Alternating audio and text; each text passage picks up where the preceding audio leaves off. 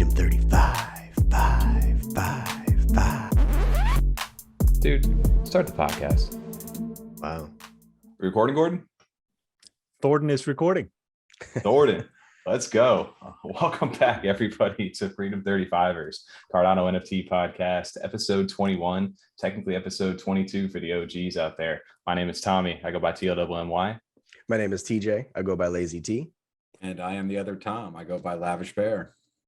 Tonight, we're joined by our fourth guest on the show, CNFT Twitch streamer, content creator, and I think maybe possible superhero over here. We have CardanoThor. Welcome on, man. Hey, thanks for having me, man. Dude, Glad to be here. It's an honor to have you on, man.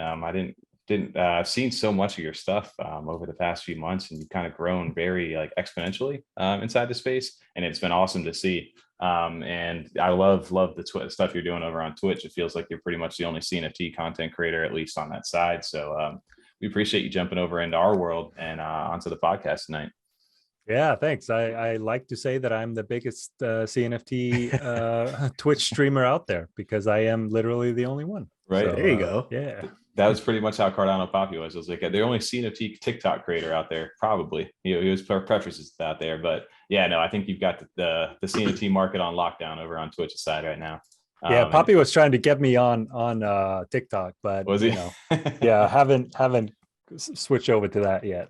No, he did say the same thing to us. He was like, dude, just clip your stuff. You got tons of content. I'm like, all right, man, it's one more job we're going to add to the list over here. We'll see. We're going to stick to the podcast, I think, for now, because that's all we can afford to do right now. I think Yeah, he makes it work. I mean, it's a great resource. He can definitely make it work, but just with how much time management and stuff, all the other stuff we got going on, it's almost impossible. Yeah, Dude, for sure. It's I'm tough. sure you're the same way. Yeah, I mean, just keeping track of everything, especially as like a one-man show. It's just impossible to then go into TikTok or something like that. Well, I think you start off too, right? Like going into this is like, well, you have like an idea of what you want to do going forward, and all of a sudden you just start picking up, oh, I like this idea. Well, I like this. Well, let me do this. And then you just start adding on to the list of different things that you start to work on. So it becomes definitely it can become overwhelming if you don't manage it correctly. Yep. I know that feeling. So to kind of bring you in for all of our guests onto the show, or normal listeners, if they don't know who you are, CardanoThor, can you give us a little bit of background about you, what you do, and how you kind of got into the Cardano and CNFTs? Yeah, for sure. Where to begin? I guess my first kind of interaction, the first time I discovered or heard about crypto was through my younger brother, who, he told me about Bitcoin when it was $3,000, and he told me he was buying quite a bit. He took out loans to buy Bitcoin at that price, which, don't do that, kids. Yeah. But worked out pretty well for him though. So, he still holds on to that Bitcoin, or a lot of Bitcoin actually. And, I started listening to what he was saying. Mm-hmm. And finally, I was in a place where I felt like I could kind of dive into crypto a little bit more. And I started kind of, just researching it a little bit more, and started with Bitcoin, got into Ethereum, and then eventually found the best blockchain, at least from my perspective. So I sold all my Bitcoin and Ethereum and went into Cardano. So that was just February of last year. Mm-hmm. It's been just over a year, so I'm kind of new. And then CNFTs kind of got on my radar that summer, late summer, August, late August. Something just clicked. I can't even remember how I discovered NFTs, but all of a sudden I'd heard about NFTs on Ethereum and I knew what it was, but I always just thought it was a pretty, silly thing to spend your money on, until it just finally clicked. And, I collected basketball cards and Pokemon cards. And, I was a big collector of random things when I was a kid. So at some point, it just made a lot of sense to me. And I went in pretty deep. And at the same time, I was trying to figure out what to do with my life. And because I was feeling a little bit stuck in my current job with my previous business. So I yeah, so eventually it just kind of all came together, and now I'm doing CNFTs full time and trying to just dive into that space as much as I can, and have some plans for 2022. So yeah, creating content, trying to provide value. That's kind of what I'm focusing on right now. Dude, I think from all these different guests that we've had on, especially the content creators, it's always interesting, even the project leads and stuff like that, where their story kind of starts. I feel like most of them, for the part, either started in the Bitcoin or Ethereum model first. They all, for some reason, in like January, February of 21, most of them decided, that's when I've heard from everybody, kind of when they jumped in to Cardano. And then from there, it's either Charles's whiteboard or one of the TED Talks that he did, something that got people inspired into that and kind of gave them that confidence, and they got in at like a good price point. And then we was kind of, all of us, we jumped in. We were in crypto back in 2017, which we've talked about a bunch on here.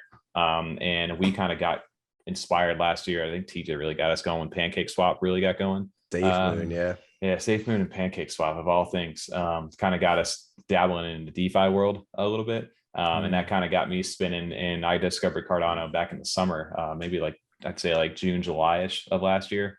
And then I kind of stumbled into CNFT.io like 2 weeks after it launched, so like mid-August. And that was my first thing. I bought a random Charmander Gucci Ball NFT. I had no idea. I just liked Charmander. I was a big Pokemon fan.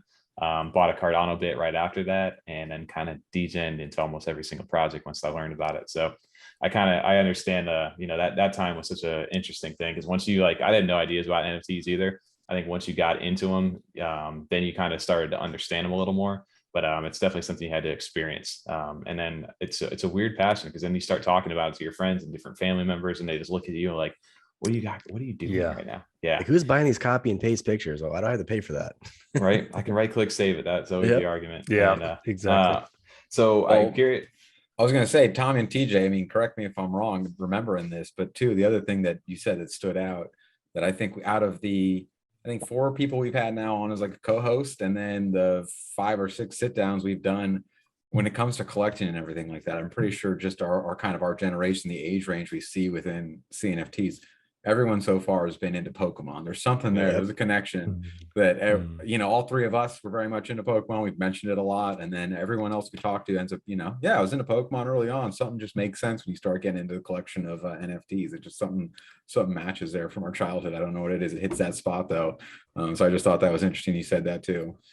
Yeah, I think Pokemon had some of the same kind of features, if you will, of and if what you see working in the NFT space today. So with the rarities and different things like that. I think the randomness, like too, of opening a pack and not knowing what you're exactly gonna get. Like on mint day, you just send it in and get something back, and it's like, oh wow, this is awesome. I got a super rare one. Like exactly, you're good to go now.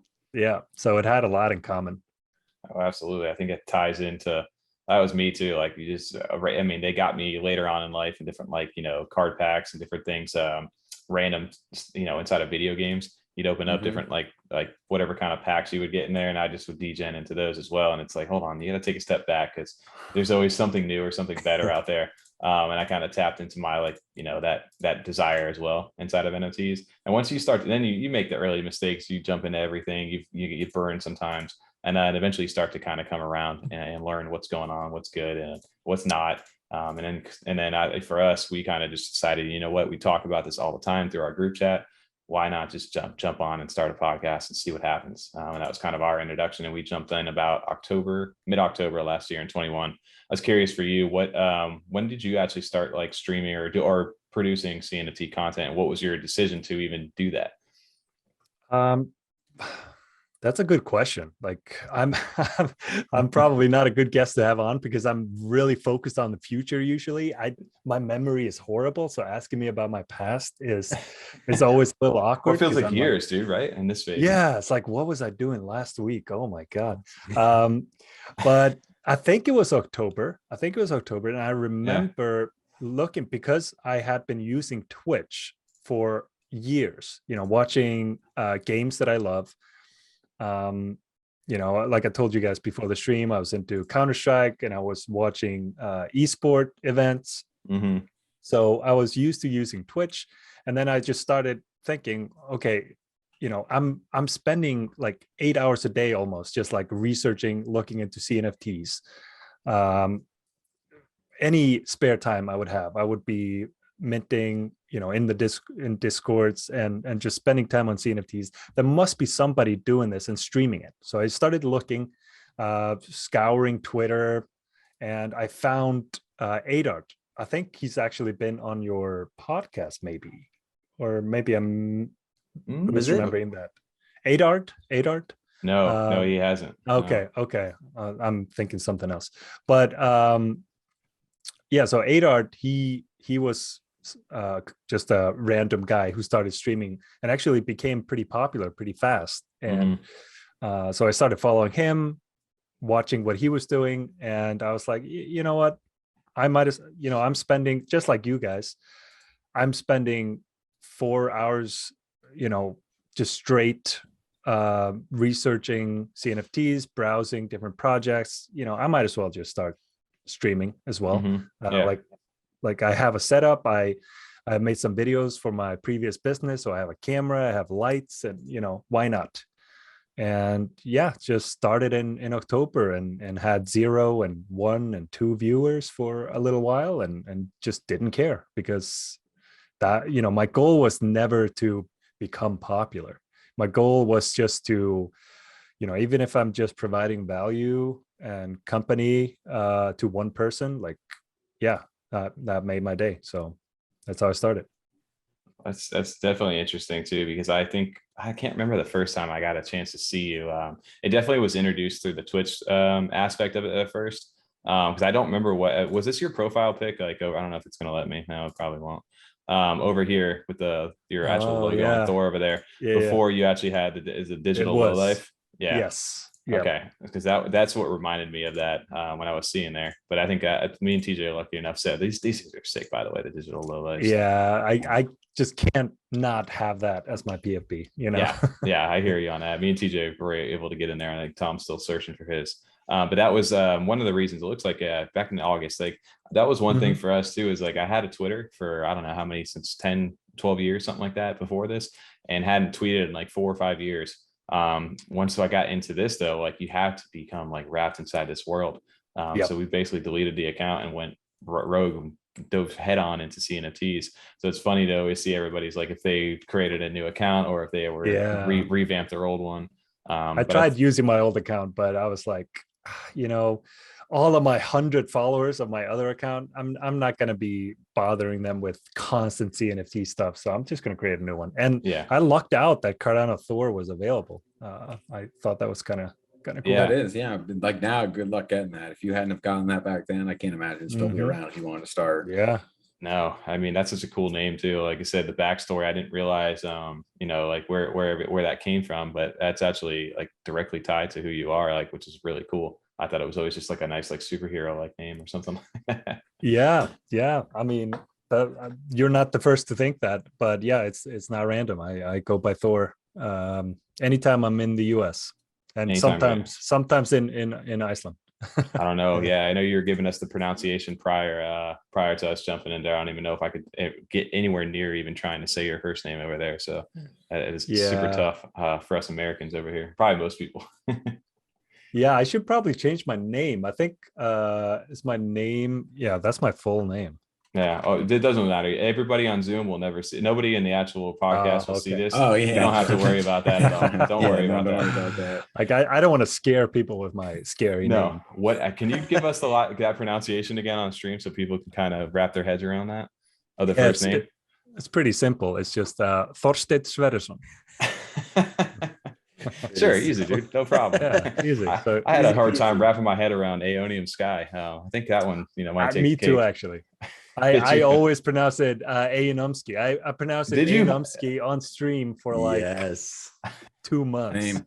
Same. Dude, I was Aeonomsky for did the same thing. We actually I think Tom, maybe going in there next week. I think Block 11 video. Block 11 drops next Sunday, the 26th, I think. So we'll go ahead and we'll make a super cut for that. But we butchered that so many times, and eventually I got in there. I was like, what actually is the name? So I feel like now making videos, you got to have like a little more credibility, a little more research you do prior to coming on. Otherwise, people think you're an idiot.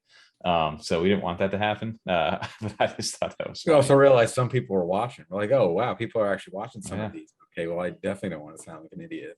Yeah.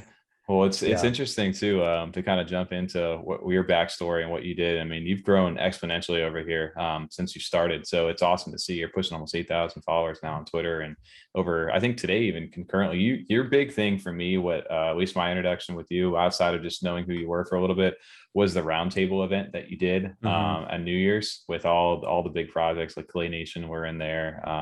The Happy Hoppers, Cardano Man. God, Dirtbirds, King Dave, I think was in there as well. Yeah, Cardano Salad, Fadukin. Fadukin, yeah. Yeah, that was my first big like introduction to you. And I think I remember watching you like kind of like piece everybody into the table and stuff on Twitch. It was so new at that time. I was on vacation during that time frame as well. So it was fun just kind of watching. And she's like, let's go. We got to go do something. I'm like, hold on, let me just listen to this for a little bit.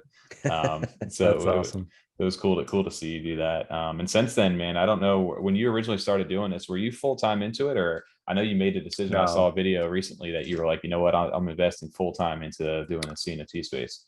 Yeah. So, I mean, I guess it's a little bit more complicated. Like I decided to do something else, like leave my job last summer, like in August, like when I started getting into CNFTs, I was on paternity leave in Iceland. You get, because I was working for an Icelandic company, like I was partner in a company that is based in Iceland. Nice. And so I had several months on paid paternity leave. And then I put in my notice while I was on paternity leave. Oh, wow. Meaning that I would have to work, you got to put in 3 months notice in Iceland. Yeah, very different from here. But so after my paternity leave, I had 3 months of work.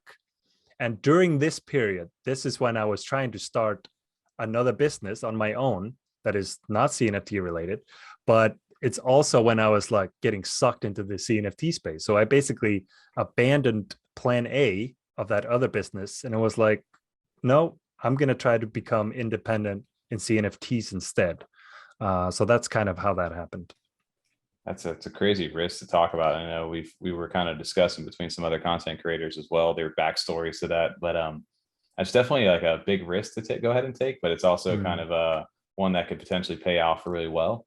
And so far, I think you're on the right track. We were talking about that today, but I just thought that was really cool that you're actually able to do that, because then you're able to kind of dedicate and really focus kind of your craft and your content. Yeah, it is a big risk, but I'm like, sometimes not taking risk will slowly kill you. And I'd rather, take a risk and then hurt myself falling on my face. You know what I mean? Like I slowly came to that realization that I was just slowly dying in my own safety, and I wanted to do something more exciting, something that I was excited about when I woke up in the morning. So yeah. Well, just shout out to you, man. I think that's kind of where this podcast got inspired by too, for our end. On Freedom 35, that's pretty much our way, like I said, a Trailer Park Boys reference to the show for Freedom. Okay, 35. I was actually going to ask you about that, because I was a little bit embarrassed because I don't know what that refers to. So Tom, you want to give them a little quick lowdown, because I know you're it's the just big show. I guess it's like a mockumentary, almost like The Office, but it's just a bunch of guys living in a trailer park up in northern Canada. I think it is. I think I've seen an episode of that. It's on Netflix now. I think Netflix that guy with the big glasses. Yes, one of them has big glasses, exactly. Yeah, and that's one of their schemes in one of the seasons is to retire at 35. Now they do it by selling, I think, a bunch of weed to prison guards. So it's a little bit different, but it's just the concept of taking a different route. They just wanted to, be free, even though none of them work, but they were looking for that Freedom 35. That's just what they referred to it. Yeah, so you can get to you can get to financial freedom in different ways, I guess. That was a funny reference to that over there. If anybody, I know we've shared that story a few times, but it became like, okay, this is our Freedom 35. It's crypto, and then it became NFTs. Now it's a podcast mixed with NFTs, and who knows where it's going to take us in life. But that's always the goal, is to kind of have the opportunity, the freedom to do what you want to do. Whether, because again, this doesn't always necessarily feel like work to us. We work full-time jobs and full-time careers and stuff. This is kind of like our side hike, our passion, our hobby, our side hustle. As it's become, but it's slowly our new gaming.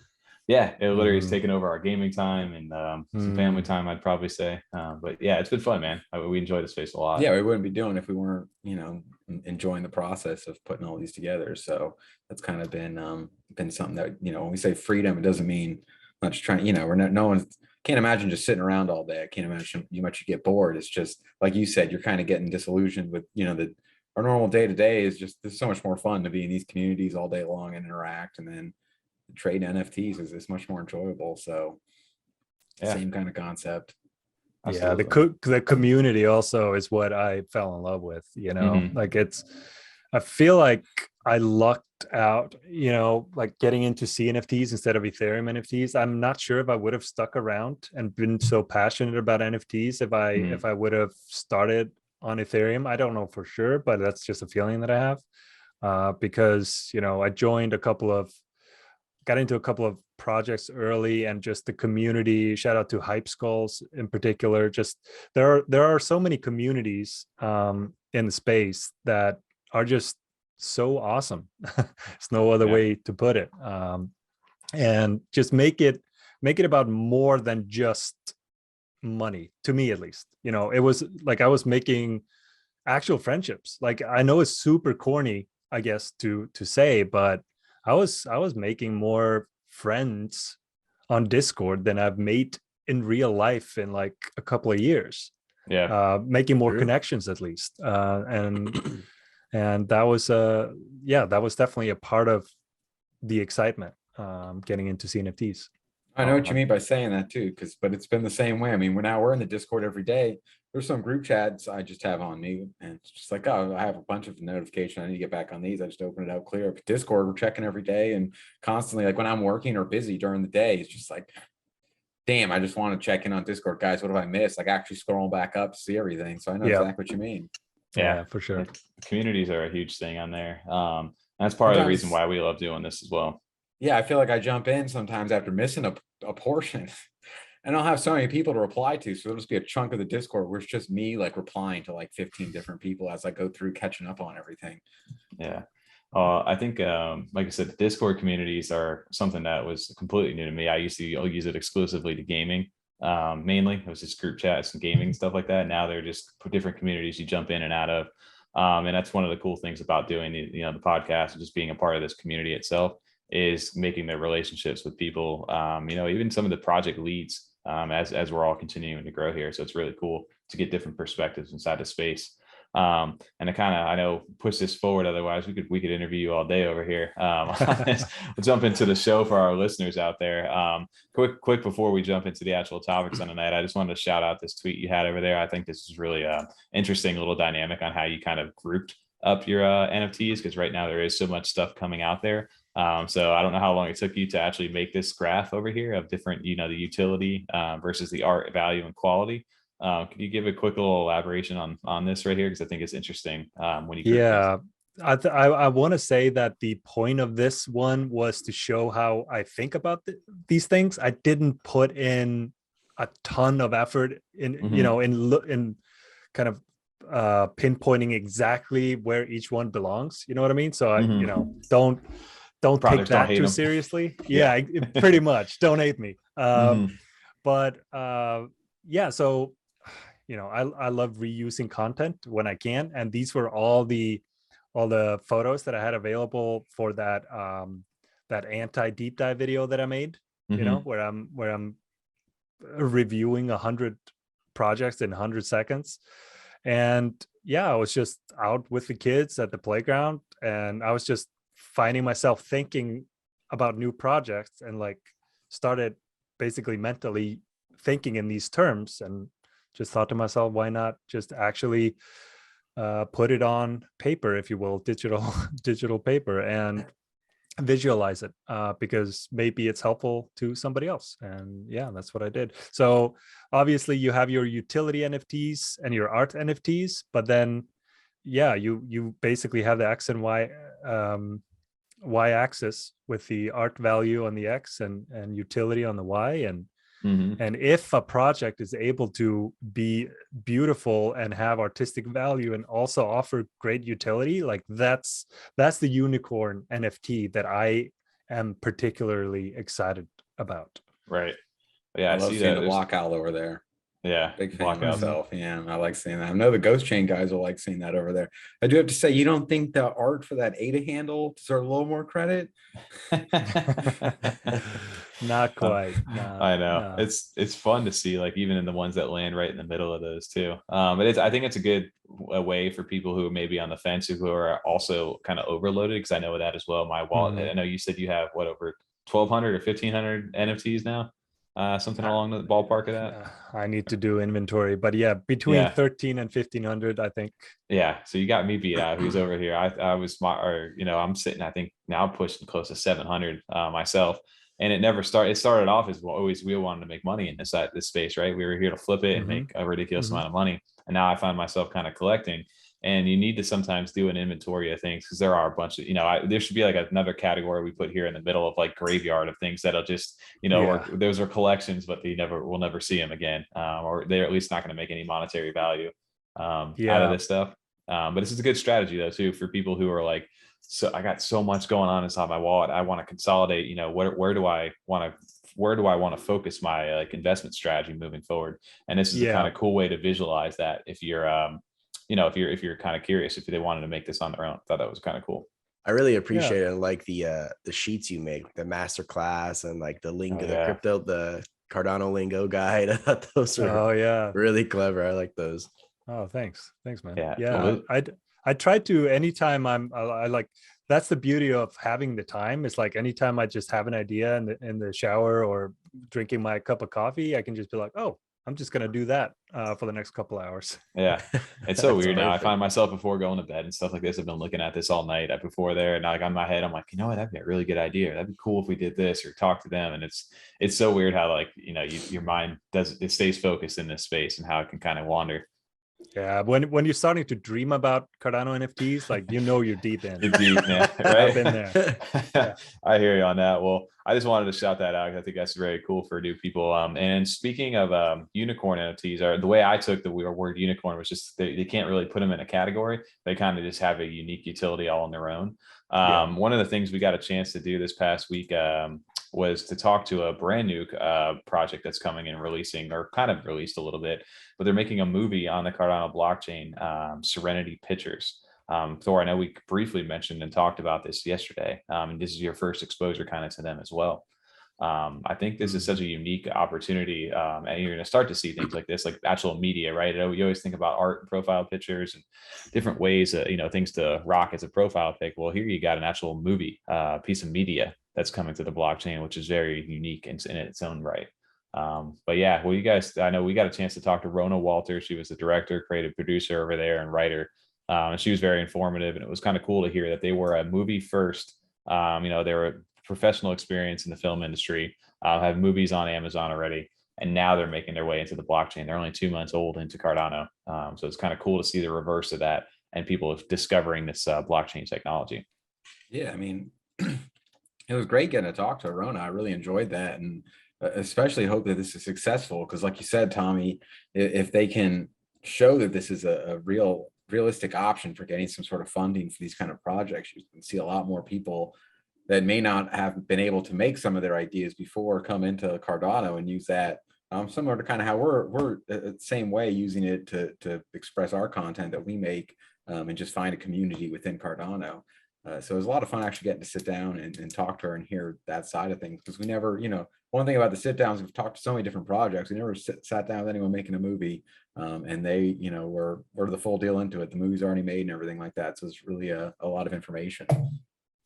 I didn't realize though, honestly, I mean, stupid of me because I didn't do my research on it, but I didn't realize they were doing an actual NFT drop. I thought it was like a ticket for the movie, their NFT. I didn't realize they actually had a collection of the Augusta that's coming out. So that was cool to learn about and hear more about what Tom's talking about, the backstory of that. Yeah. Thor, what's your kind of thoughts about a movie coming into the blockchain? I'm very excited about that. I've talked about music NFTs and just seeing development, seeing people kind of getting into it, and talented artists, talented filmmakers, like this is quality. And taking a chance on Cardano, like I love to see that. I think it's great for the space.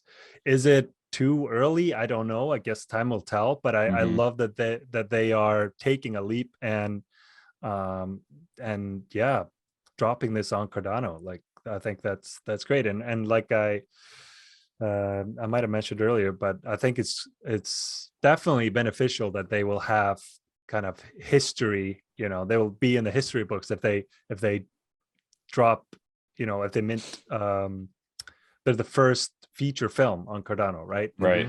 So that would be, because I know a couple of other projects that either are, you know, working towards it, or, you know, have some sort of plans to create a feature film. But if I understand it correctly, they've already created a film. Correct. Yep. Yeah. Correct. So they're already much further along than a lot of the other projects that, you know, kind of start with the you know, with the NFT drop to try to fund Yes. a potential movie in the future. Yeah, they're on the opposite scale of this. They've dropped the movie. They've got their release. It's already shot, produced, edited, everything. April 17th will be the release. They're about a month out right now.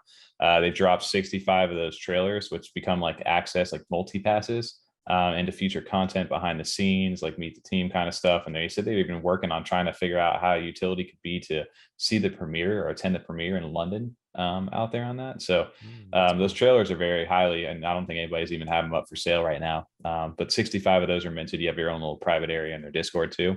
They have their launch of this season 1. So they do have artwork right here. You can see it's based on the main character, Augusta.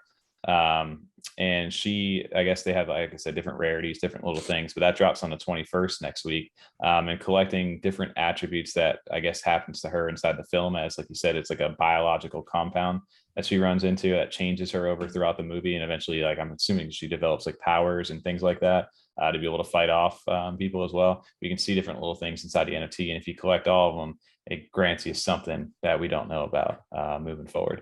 So that's how they're tying like the NFTs into this. And again, they have a very experienced professional team. Again, we talked to Rona over here, but Carlos, again, another part of the director, his directional debut will be and producer of Toxica, which is the movie itself. He's worked on Fallout and also World of Warcraft inside the video game world. And then also they partnered up with Retro NFTs over there to help them with the blockchain technology, which is actually very interesting that they have that help. I have like 20 retro NFTs. Oh, really? Nice. Yeah. So yeah, they got good guidance, good team behind them. And it's cool to see them pushing the space forward. I know the actual movie itself won't be minted as full as like a full NFT. They're going to have like a web portal kind of like access pass into it. But it's something different. It's pushing the space forward in a way that I don't think anybody, you know, they're setting the precedent, right? Like they are the first mover really when it comes down to it. And they have full plans, whether they do well in the NFT world or not, to continue on with season 2 and 3 and then the new movies going forward. So they got a forward future thinking already built into what they have planned. Blockchain is just seeing if it's going to work or not. And I think it's cool. It's on Cardano. You think, Tommy, that she's going to get some sort of powers or something? What? Oh, yeah, power. So yeah, for sure. Yeah, that's how you interpreted that. See, I interpreted as much going like way worse for her. You know, it's not going to be a good time. Whatever happens throughout that. Gonna watch to find out. Yeah, it's now I'm excited. Exactly. Now I'm even more interested that was his interpretation. So now it'll be really fun to watch this because I know they even traveled to Borneo at one point. So I don't know if that's kind of the origin for whatever this unknown like, you know, entity is or whatever, however they're gonna show it in the movie. I don't know if it's living or what, but I know they did a little bit of traveling and stuff. It'd be really interesting to see. Well, I'm looking at the metadata only on this to kind of get going, but it says an injured stunt woman is infected by an ancient biological compound when a side job as a PI goes wrong. So who knows, man? She could be getting messed up even worse, or she could be getting better. But I think it's interesting, at least in that aspect. Yeah. But I wanted to shout out that team and Rona Walter because they have very not a huge following right now. They're only 491 followers. Again, they started off as a movie production. They're very famous and their crowd circle, but coming over into here at Cardano, you know, they're brand new to this. So I definitely want to introduce some more people to them on this front.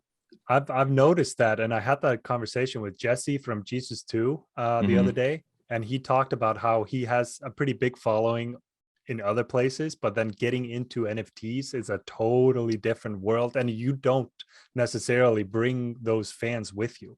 It's almost like starting over. So yeah, I am surprised to see such talent on Cardano with such, low following right now. But yeah, it kind of is like starting over. That's Well, like Corn and Friends too. Corn has like 30,000 followers on Instagram, and then on Twitter, not anywhere near that. And he's so talented too. So like you said, it's just a different ballpark, playing. It's the medium is not a huge audience yet here in this space, and as time goes on, I'm sure that will increase. But it just shows you how like niche this little market is that we're living in, right? It seems very big, and we're wrapped in this world, but to others, they have no clue that this even exists, which is the interesting part. But yeah, I just wanted to shout out Serenity Pictures and Rona. Thanks for getting a chance to talk with them. I think that sit down will be out already by the time the podcast releases. But shout out to her. And then shout out to you too, Tom, for coming up with our creative intros. I don't know, Thor, if you've ever seen, we get more and more creative each week, and that's thanks to Tom. He's also basically our editor at this point with this. We had to go ahead and try to trump a movie intro over here, and that's not that one. But we had to basically try to one up a movie over here with Tom's intro to this actual sit down. And I didn't no pressure on Tom. We like to keep him on theme though. We've always done like, Cardopoly, it was a board game. Yummy, it was like they're kind of their map and everything. So we always try to keep it within the theme for what we're doing. So I don't know, Thor, I'm gonna give you a little heads up on this one right here. See how your reaction is to it. You won't hear the music. That's their title. Tom gets good with these. He themes these things up over here. And I think one day. I wish the music would play over it though. I wish it would. You can always edit those back in. You made this, Tom? Well, these are the old, they like call them, I guess, bumpers. It's what they used to use at the old movie theaters and drive-ins in like the 60s and 70s. This is just an overlay from our show to kind of give it that older style look. Because I really like the Serenity Pictures logo. It kind of has a like old school CRT TV kind of look to it almost. Yeah, I like that a lot too. Yep. Yeah, so we paid a little homage to that, but yeah, I just wanted to shout out to because Tom does. Every week it became just like we're YouTube content creators. We're gonna go ahead and just put a thumbnail up or put something together real quick, and now it's become like every show or everything that we do is like, okay, we got to one up the next one and like theme it to whatever it gets a little more visual. Like at first, our first 10 episodes, it was just a blank title with like Freedom 35ers episode 4, and that was it. It was just nothing to it there. And now we've been including pictures of ourselves and stuff. We just continue to develop and grow because it becomes more fun. It gets boring doing it that other way. We did 10 episodes like that. Like, all right, this is boring. So we started throwing ourselves in there. I think it was about 5 episodes of that. And then we started putting in like extra backgrounds and stuff and getting crazier and crazier. If Tommy had it, he'd had 15 projects to talk about every week across the entire screen, just the entire flying across the screen. That's right. That planet would be like just imploding. Completely like replace us. Yeah. We come up with some crazy stuff, but it's fun. And I love it. I love Tom's little Easter eggs and stuff every time we're down here. If you're reading on, it's like, can you actually read this, or is it too small to see? Oh, that's awesome. I don't have my glasses. I can't read it right now. I definitely credit to Tom because creating thumbnails like that is it's harder than you think. Like you think it's just like, okay, everything is done with the video. Like let's upload it. Then it's like, oh shit. I did that for this one. I actually think I messaged you guys. I was like, all right, this video is great. It's uploaded now. I was going through YouTube, putting all the stuff in. And I was like, you gotta do a whole thumbnail. I totally forgot about that. Like, I have no idea, guys. I've just been focusing on this video. I don't even know where to start. Dude, that's the hardest part too. Is it's like you can't like half-ass that sometimes too, because that's like your visual, right? That's what the people are looking at. So if you do a half-ass on that, you can have great content and somebody may skip right over that click just because you didn't have a flashy picture or something that stood out to them, Exactly. I'm still working on my like faces, to kind of increase the click through rate. I can imagine after a while, that's the most difficult part is coming up with new ones. Yeah, exactly. Like, have I used this one? Have I done this yet? This week, I was going to use episode 3's picture. Yep. Well, that's funny. I actually I thought that was actually interesting. As you get going into this space, right? You can be known for thumbnails, known for other things. But shout out to you, Tom, on that as well. Thor, maybe we give you a little inspiration too to go ahead and start creating a whole new with that some time now. So another mint that we all had our eye on last week, and it was super popular as far as the artwork and just the style in general goes, is BlockOwls. They've actually had a huge following, starting to grow behind them. It's with their Series 2 mint happening. The Plutus drop last week, guys, and they actually sold out pretty quickly. Guys, what are your thoughts on this? This is one of the coolest looking projects I think out there. 100%. I mean, we've talked about them quite a bit, but I'm so happy to see that they've continued on. We didn't really know what was going to happen with their project after this season 1 drop. It came out of nowhere on us. I actually didn't get them in. I know we had a couple of buddies did. Mine got sent back. I got my refund and instantly picked up some on the secondary because I liked them so much, but we had no real plans for it back then. It was just, I think, a 1-person team, and to see them continue on. And the second season's been fantastic. It was so cool watching these men. You started sending them, Tommy, and I jumped on right away. It's one of the few projects I've actually done that on to watch them mint live. Yeah, I think Thor. I know, yeah. I don't. Were you able to get into the whitelist to mint on this? Nope. No. Shaking my head isn't really good podcast material, but yeah, I'm a little bit bitter and I'm a little bit sad, and it breaks my heart that I wasn't able to mint season 2. But I will still say that I like the project, even though I am a little bit salty. Yeah, but yeah, it's definitely one of those ones where you're like, if you didn't get it, you're like, damn it, I really like those things. Those look good. And then the other people who got in, there's like, yes, like, you know, like which one did I get? That was kind of me. I only had one from the first initial sale on there, and I haven't bought anything on the secondary since. And when I saw the second one came out, I was able to get like the Google Doc to be able to submit for that, and I did, and got lucky enough to be able to mint one on the whitelist. And of course, I minted a common. There was nothing special about the one I have. It was spots. It was like a cow looking one. I did not see that Venom one. Oh, you didn't Venom see That that? shit is Venom's badass. Yeah, that I looks like really that cool. a lot. Yeah, no, all these dude are super unique. I think this might be one of the mythics over there, where they're like they're 1-of-1s, or it may not be. I don't know. That's what I love about BlockOwls just in general, is that it doesn't matter the rarity on these things. They all look cool. Yeah. They all visually, the artist and the artwork that they do, dude, it's top notch. I was gonna say, when you said you got a comment, like I had a common and an uncommon, I think, for my last one. It didn't matter though. I just liked them all. yeah, that's a sign of a good project. If the most common NFT is a dope looking NFT, you know, that's a sign of a good project. So yeah. Well, that makes you feel like you said, the people who get those mythics, the rares and stuff like that, they can flex on you with you know, the price point wise, right? But even the guys who jump in even at the bottom, they still feel, you know, like, hey, I'm a big part of this. This is so cool, because somebody on the outside is looking at you like, damn, that's a cool looking NFT. So these guys, you know, obviously you get some of these ones like the Widow. This is one of my favorite ones right here, and I think it's not even like the rarest tier. It's just one of the coolest looking ones to me. But the artist, the animation for these guys, they all are amazing. This guy, Mythic, this is one of the Mythics over there. But I just wanted to shout their team out, because they had they had a whitelist over there, which the Google Doc thing was a little confusing. You know, for everybody having to, you had to be on top of it. It wasn't just like, yeah, I got the whitelist over here and I'm here. You had to make sure you followed up and then check to make sure you were in the whitelist. But once you were, it was pretty straightforward. I was one of the ones I had to test it out. I always do that with these mints sometimes, is I always try to send in with the address once because I was inside the whitelist, but I wasn't inside the public whitelist. So I sent in a transaction to see during that private whitelist, and boom, instant refunded me right back. So it's good to see that their thing was working and they didn't have any hiccups on that. You were just testing for them too. Just testing it. Making sure it works. Yeah. So, but yeah, shout out to the BlockOwls team and Kent and the guys over there. They know they picked up a team of, you know, some very talented people now that they've continued to grow. And I know they're doing like a 3D animated series. I mean, I could watch, you know, there's no the music on it's great, but there's actually no dialogue yet that I can see. I could definitely get like Angry Birds kind of vibes, like where this could kind of go, like down to the future with movies and like just media content and stuff.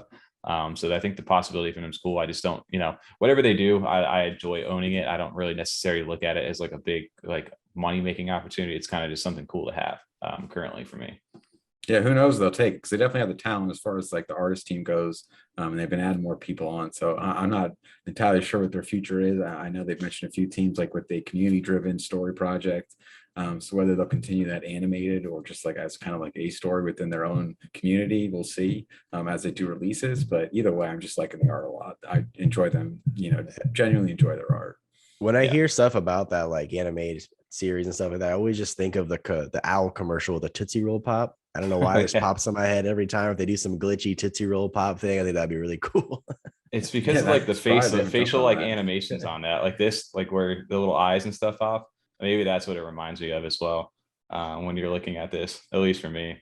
But this is, I mean, like I said, they're doing video game. Like they could do a video game. They could do whatever they want if they really have the resources to do it.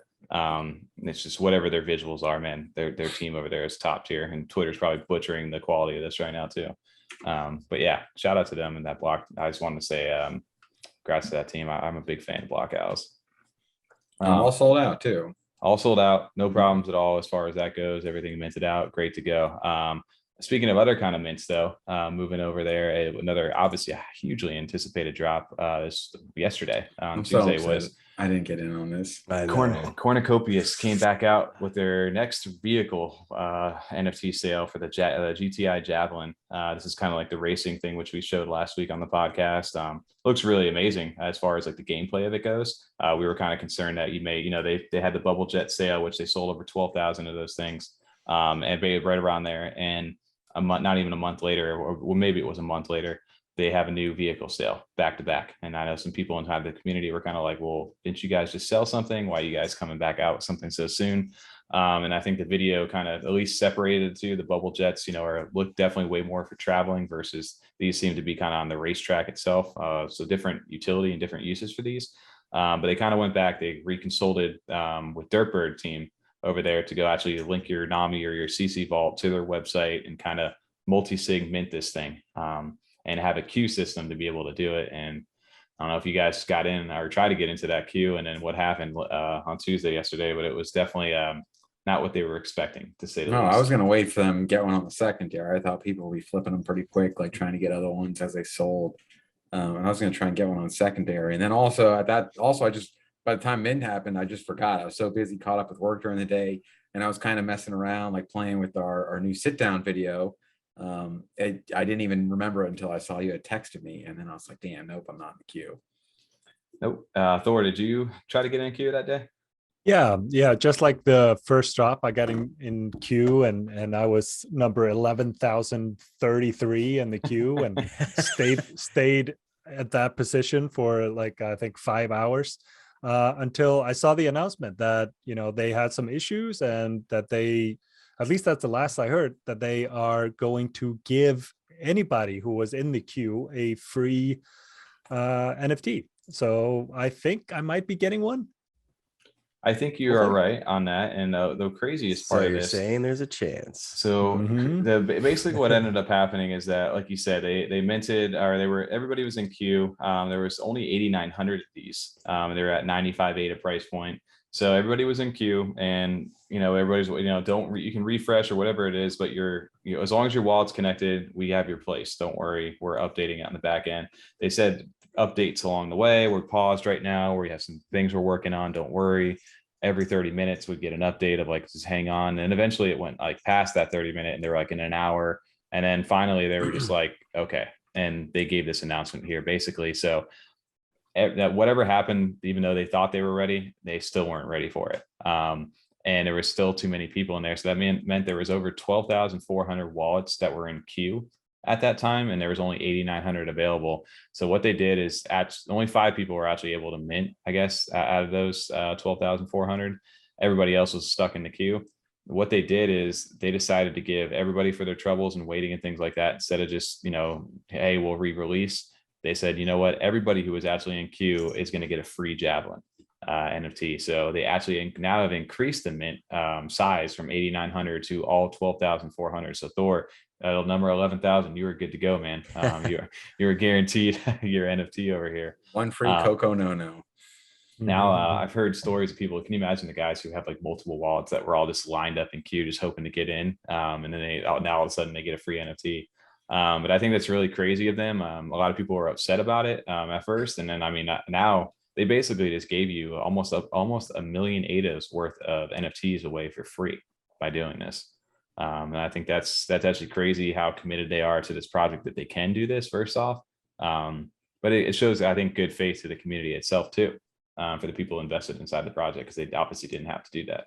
That's what I was going to say. It shows that, I feel like, to me at least, they have, they know something we don't. They know they're actually going to really try and come out with this game and make it be successful.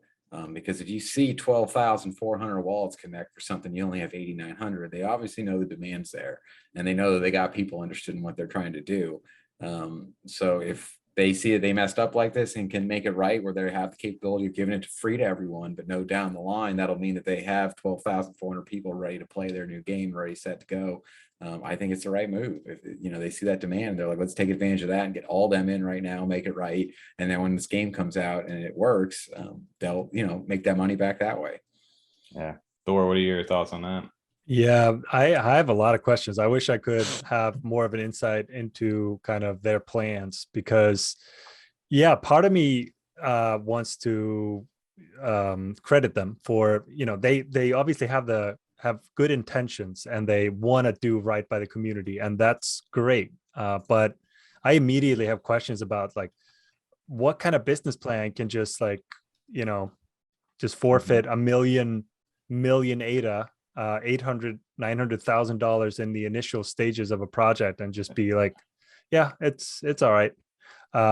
So I would have questions about that, and I'm also very curious to see how they perform on the secondary market, and then if it's going to affect the price, basically the volume and sales of other collections, like the bubble jets. So yeah, just very curious. I feel like this is like unprecedented in a way, and so I'm just looking forward to seeing what happens. Yeah, on this scale. And then the other thing is, we're recording now Wednesday. What is the actual date today? The 16th. But the other, hopefully you're not accusing them or anything, but they also haven't sent yet. You guys don't have one in your wallet. You've been told you'll get one, but like you said, Thor, like they're not technically in your wallet yet too. So we'll see, hopefully everything goes smooth with that. Right now they've just said they're going to send them all out. So we're still waiting on that as well. Well, in 2 weeks, an avatar is going to drop for 150. So kind of make the difference up for all that. Well, that's what I was thinking. Right. You know what I mean? If they could see, hey, look how much demand, just speculate. That's exactly what I started thinking. Brainstorming what you could do in this situation. I can see where your concerns come from, is go, hey, we messed this one up. We're going to give you this one. It's more like a skin or a fun NFT, just kind of like memorial like that. But now we know 12,400 people want to get in on this. We're going to do some unlimited equine drop of a second motorcycle. That's the actual one you need for the races.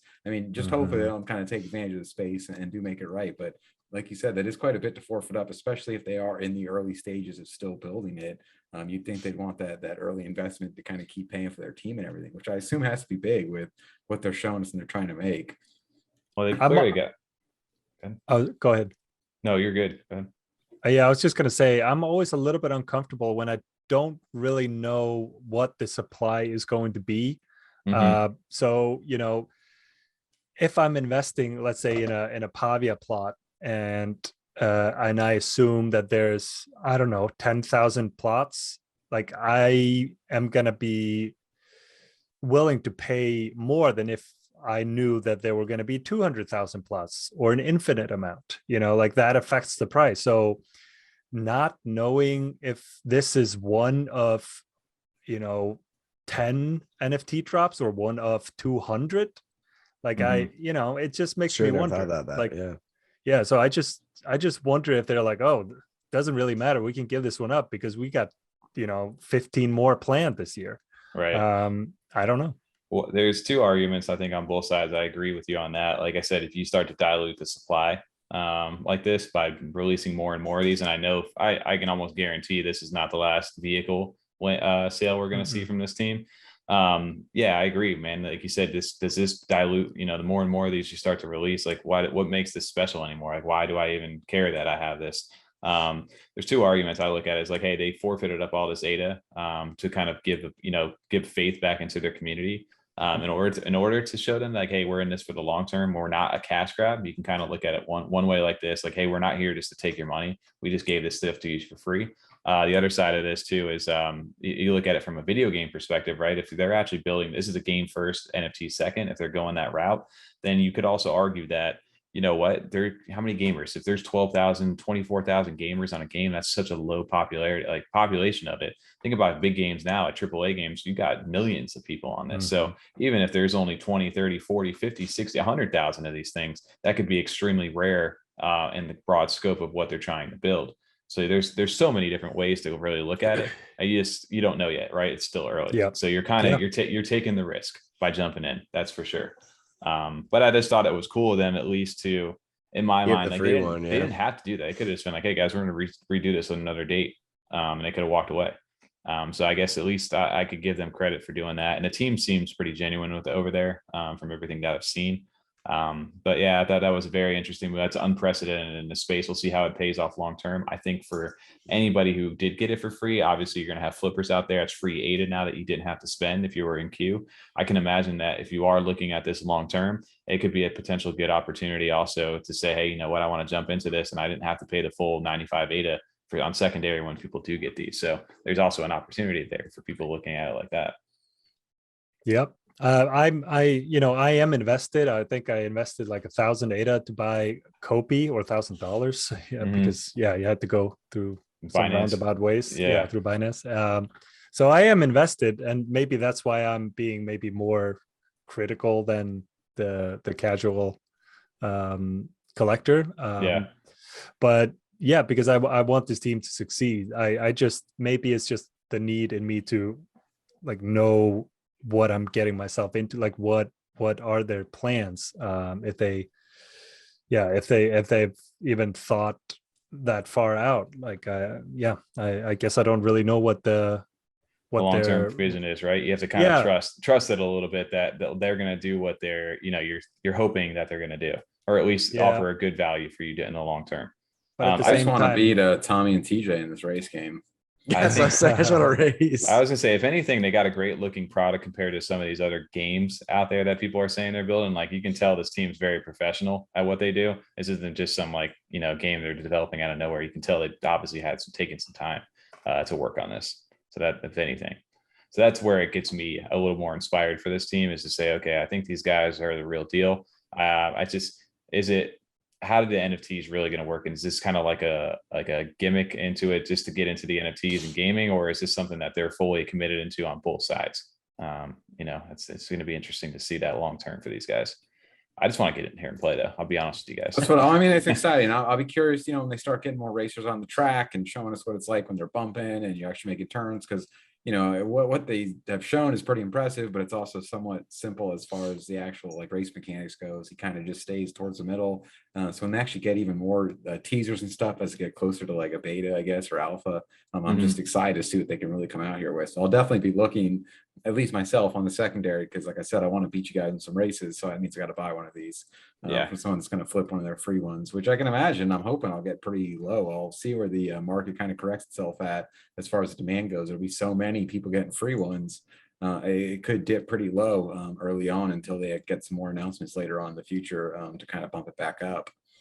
Yeah, one thing I wanted to lastly get off before we get off this topic is that now the supply has increased. So this is also, I think, one of the reasons why we haven't got them yet, because they are increasing the mint amount.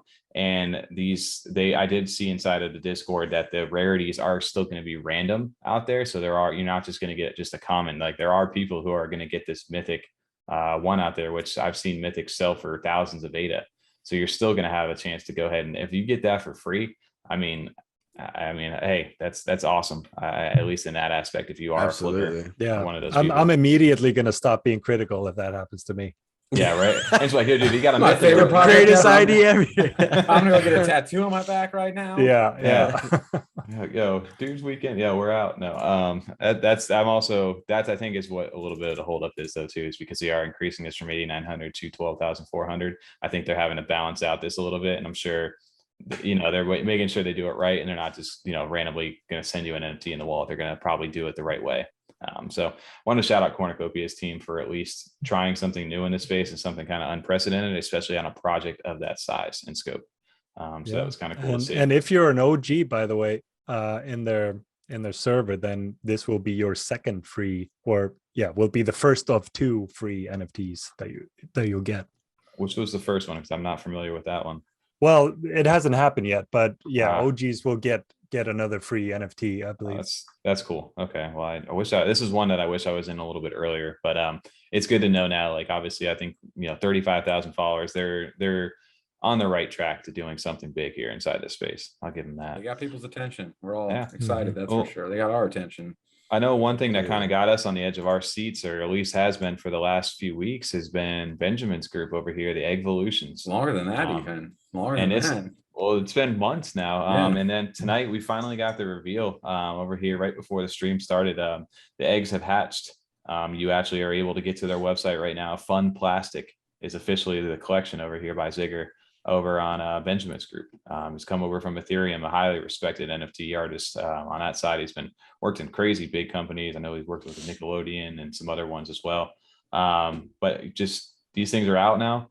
And it's been met with some mixed reception, I'd say, for sure, as far as the anticipation goes. But I wanted to kind of get you guys' thoughts on this right now. I mean, have you, since now that you've seen the reveal, since those eggs have hatched, what do you guys think? Not what I was expecting. I don't know about you guys. Not to say, I mean, I enjoy the colors. We've talked about a lot of bright projects. You know, obviously, Zigor is like a very talented artist. So I do enjoy them. It's not that I dislike them. I guess I'm a little bit disappointed. Like the eggs look so kind of like dark and more serious and realistic. It just wasn't what I was kind of, I guess, expecting in my head, what it kind of built up to be, like the whole shrouded eggs and all this sort of like theme it had to it. Like two different arts. Yeah. Thor, what about you? Yeah. And then what's your opinion on this? Do you love the new artwork? Were you kind of just like, oh, taken aback, like, oh, let me see how this, this is definitely not what I thought it was going to be, but I'm happy with the result. I think if I had to sum it up in one word, it would be confused. Because if this was a standalone Zigor project, I'd be really excited because it looks really cool. But as a part of the egg concept, and then I don't know, switching it to what I feel like is a different style and then a different brand and everything, it just feels like it doesn't quite make sense as a whole.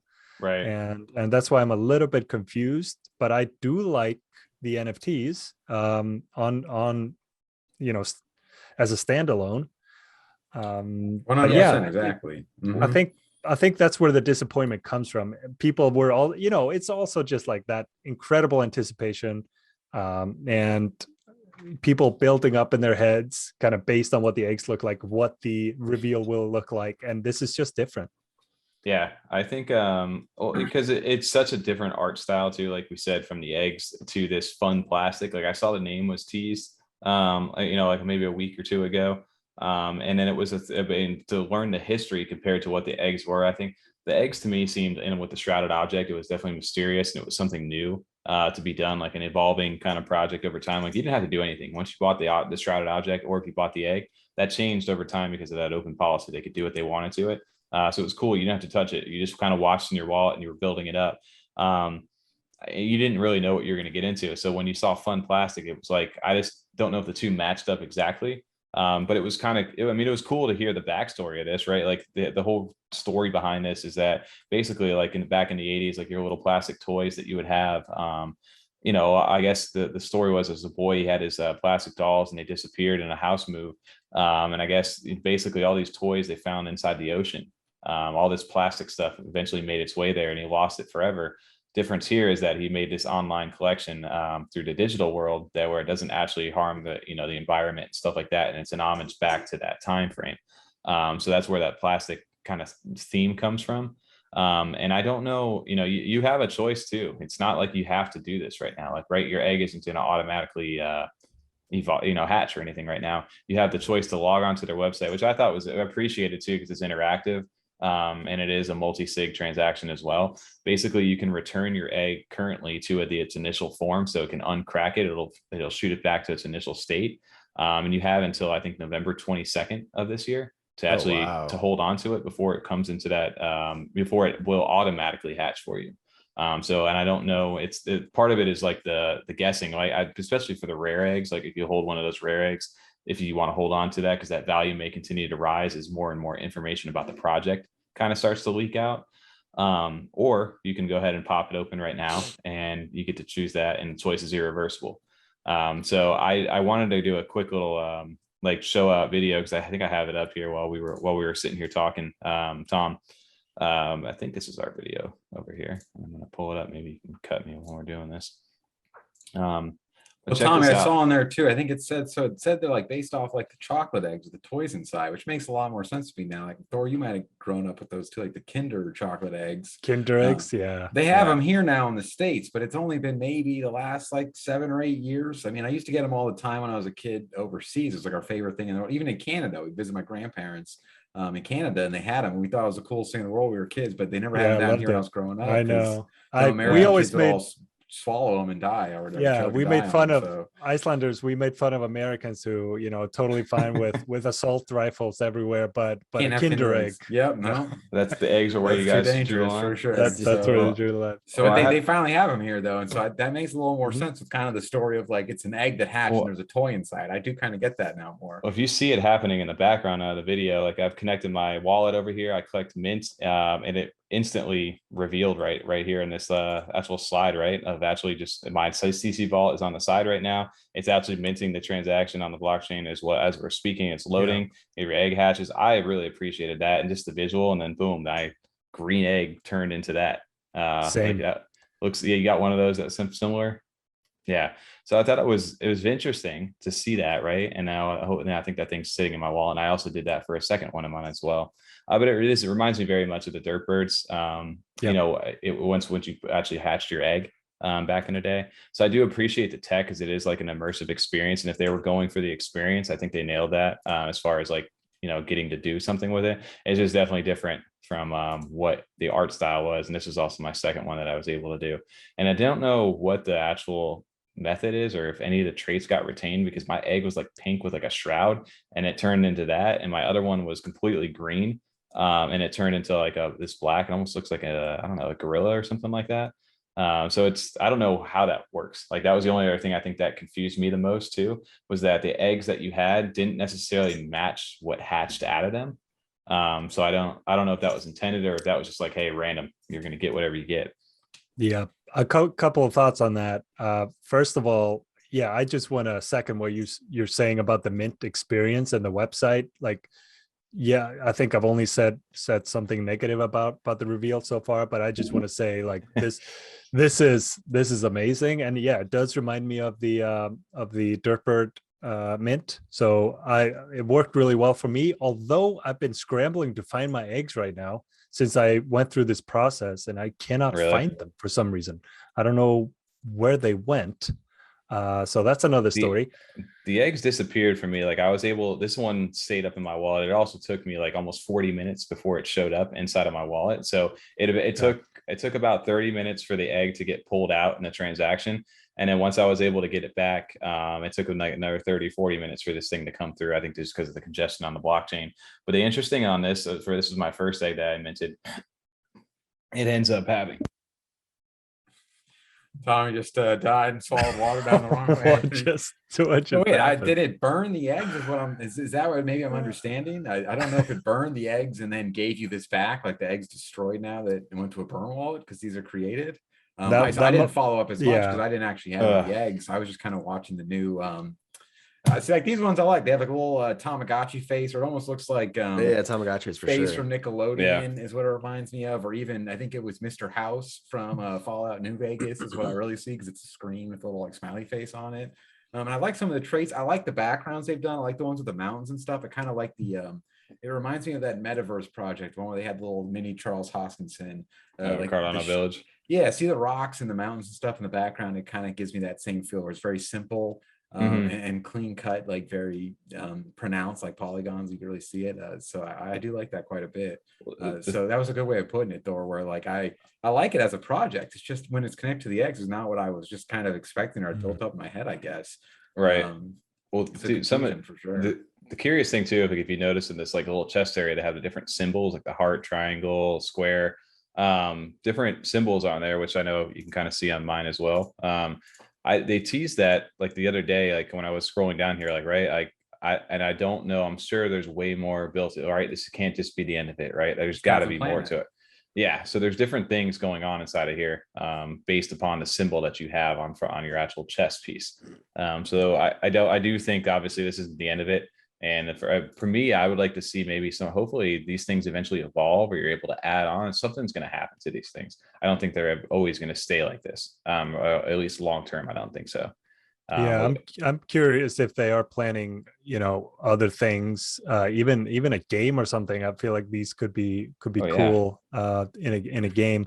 But I do wonder, for those who were buying eggs based on egg traits that were rare within the rarity group, you know what I mean? Yes. Like, so when I was seeing eggs being sold for 1,000 ADA, that was excellent. Like, did that matter? Were people just wasting their money? That's what I don't. So I've seen recently, just in a Discord, like prior to, not too much before we got into this, but the ones with the spoons that were held in tended to get some of the rare, some different kind of trait. They were starting to notice a pattern, at least with those. So like you said, there's a different basis for all these different things. I do wonder. I'll have to do more research into that, but I do think that you're starting to see secondary sales, because that is one big thing too that happened. Like, these things were hovering around like a 310 to like 340 floor this morning before the reveal, and now that the reveal's hit, these things have dropped down all the way into like the low 200s again, the eggs. So I'm interested to see long term. Obviously, I think the sentiment from most people is that they were kind of either underwhelmed or just kind of confused in the beginning. But I think a lot of also people have agreed that the artwork and stuff is dope. They really like the way they looked. It just was not what they were expecting. So I think the prices reflected that a little bit as well on the secondary. Finally got him too, TJ. His little sneaky buys. Oh yeah. What'd you buy an egg for yesterday? I bought an egg last night. I did buy an egg last night to go ahead and hatch it, because I was curious, but it ended up turning into this.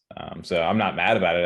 It looks really cool. Is that a Mario hat? It is a Mario hat, right? That's cool. That's what I thought it was, at least. And you can tell, like, this is part of like Zigor's like artwork. You can tell like the quality on this is very, very high. And this one wasn't from your Yoshi egg either, was it? No, this was from a pink egg that I had. So interesting. I can pull it from like the Discord over here while we're sitting on stream. I'll pull it just for our showroom. This is it was interesting to see like the difference between the two. Like, this is what it looked like originally. You would have thought it would have came from that Yoshi egg, right?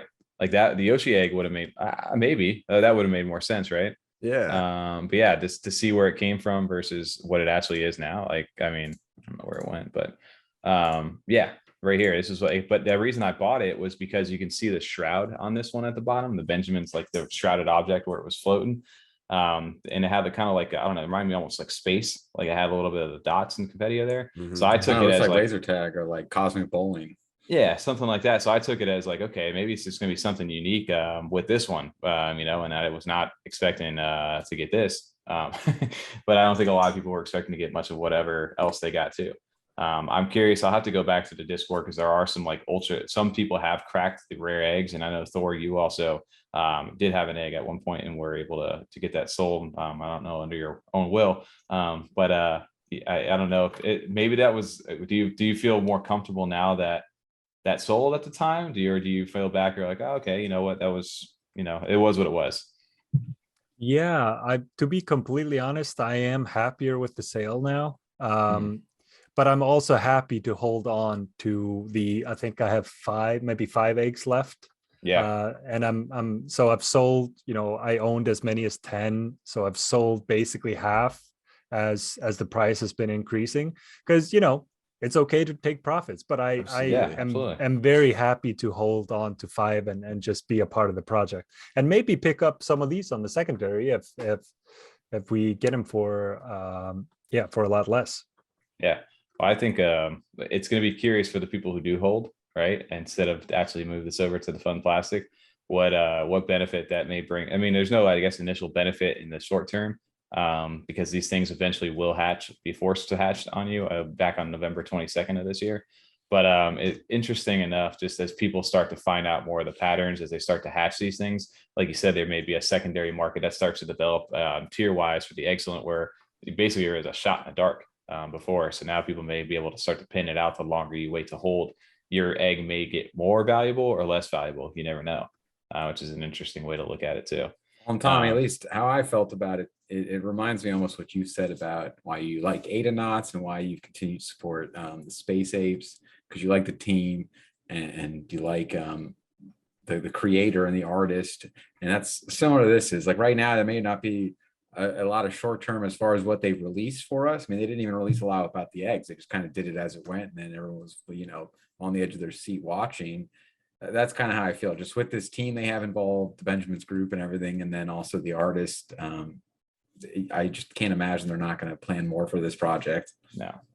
Yeah, there's definitely got to be, I think, a future to this outside of just the FunPlastic stuff. You know, that's gonna. I feel like you could evolve it. They've already changed these things before in the past, and they're even changing the eggs back to their original unhatched state. I can't imagine them not doing anything else with the project going forward, right? There's definitely got to be something long term for these guys.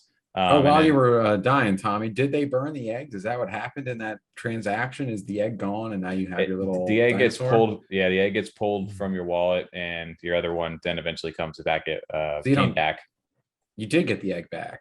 No. Okay, it took it away. Oh, okay. Oh, wow. I didn't know that. All right. Yeah, So you had to burn them. Okay. Yeah, you had to burn them, but it was very interesting too. And you get this little FunPlastic thing, which I just wanted to click. This is basically explaining what else outside of the what FunPlastic is, and what the actual giving back and what it was inspired by over here. And it's basically they're for marine life. They're going ahead and basically giving back to the oceans for cleaning up plastic. So was that in the metadata too? Yes. Yeah, cool. Yeah, you get this over here, and then there is all these different attributes inside of here too, which I don't know if anybody's gone through and looked at this stuff, but I don't know. You never know what they could go ahead and do, and it seems to me the way that I can kind of see the long term on this with all these different attributes and A, B, C, D, 1 through 6, whatever it is. I think you're going to be able to start to mix and match things out there. They definitely feel like they're like kind of Mr. Potato Head kind of style, where you could like pull stuff out, put stuff in. Like I could 100% see things like that. And then I don't know how these little symbols are going to play into it, but I could definitely see something like that happening and developing a whole secondary. I wonder if they are following kind of the trend with customization, because I am seeing that with more projects, and I do think that is going to be a trend that continues this year. Mm-hmm. Yeah, I agree. I think that I hope so. You got to do something more long term, right? Like because that's what happens, right? This is art, sure, and then to the average investor, okay, that's cool, but now what, right? They always want something more. So outside of that, I think this is ways to kind of incentivize people to move forward with it. It'll be smart to do too, because it creates a whole new market for your thing instead of just the entire NFT. If people are searching for something very specific, you can now create a whole market for individual pieces of the NFTs themselves. I like that idea a lot. So yeah, I hope we see some more of that. That'd be very cool. Yeah. Well, also just shout out to Benjamin's group, what they're out doing over there. It's an incredible community to be a part of. You got some awesome Cardano OGs inside that space, and the fact that you've kind of been able to get whitelisted by owning one of these as well into other future projects and drops and things like that. It's been nice to, at least outside of just the artwork, it's giving utility to being part of the actual group itself. And they've onboarded some great projects so far. Outside of that, with Future Fest and Cycler too. So moving forward through one of the new drops that we were going to talk about over here. I thought we were going to talk about which ones we got. Instead, we are going to let that anticipation kind of build up a little more. Is Pendulum NFT. And Thor, I know directly with you, you're actually going to be talking to these guys as the podcast drops on Friday. I think you're going to be doing your actual sit down with is it the creator of the project? The artist. Okay. Yeah. Well, even cooler. These things, awesome. Dude, these things are, I've seen these for so long. These are not anything new. These have been around for months and months and months, even dating back to last year. But they've taken their time to go ahead and release. I just think the artwork on this stuff is really, really interesting, really well done, and very cool looking. Reminds me of like the Joseph Miranda or Universe 25 kind of vibe, like combined together. Yeah, digital lowlights. This piece right here is so crazy looking. Thor, what drew you in on these ones? Is the artwork as well?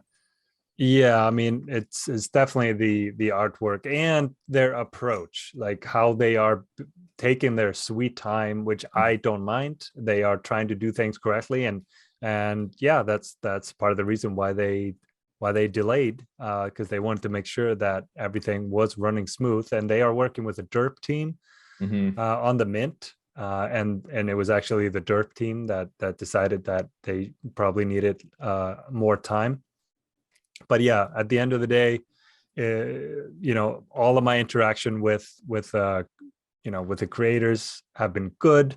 I like their kind of just their philosophy and their marketing and how their goals, that they keep talking about how it's not just about selling out in 2 minutes. They are trying to put good art into the hands of collectors, and I just appreciate that. So but then of course it doesn't hurt that they are getting noticed, and I think owning one of these is going to be valuable. I think it's going to be kind of like maybe a little bit more mainstream jarheads, the art is really cool, but there's going to be demand for them. People are going to love them, so they're going to be valuable.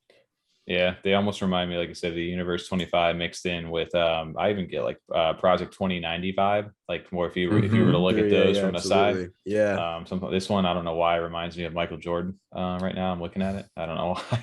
I was seeing the Ice King. Were you? Okay. The Night King. I'm sorry. Ice King. Yeah. Night King. I was thinking the guy from Street Fighter with the stretchy arms. What's his name?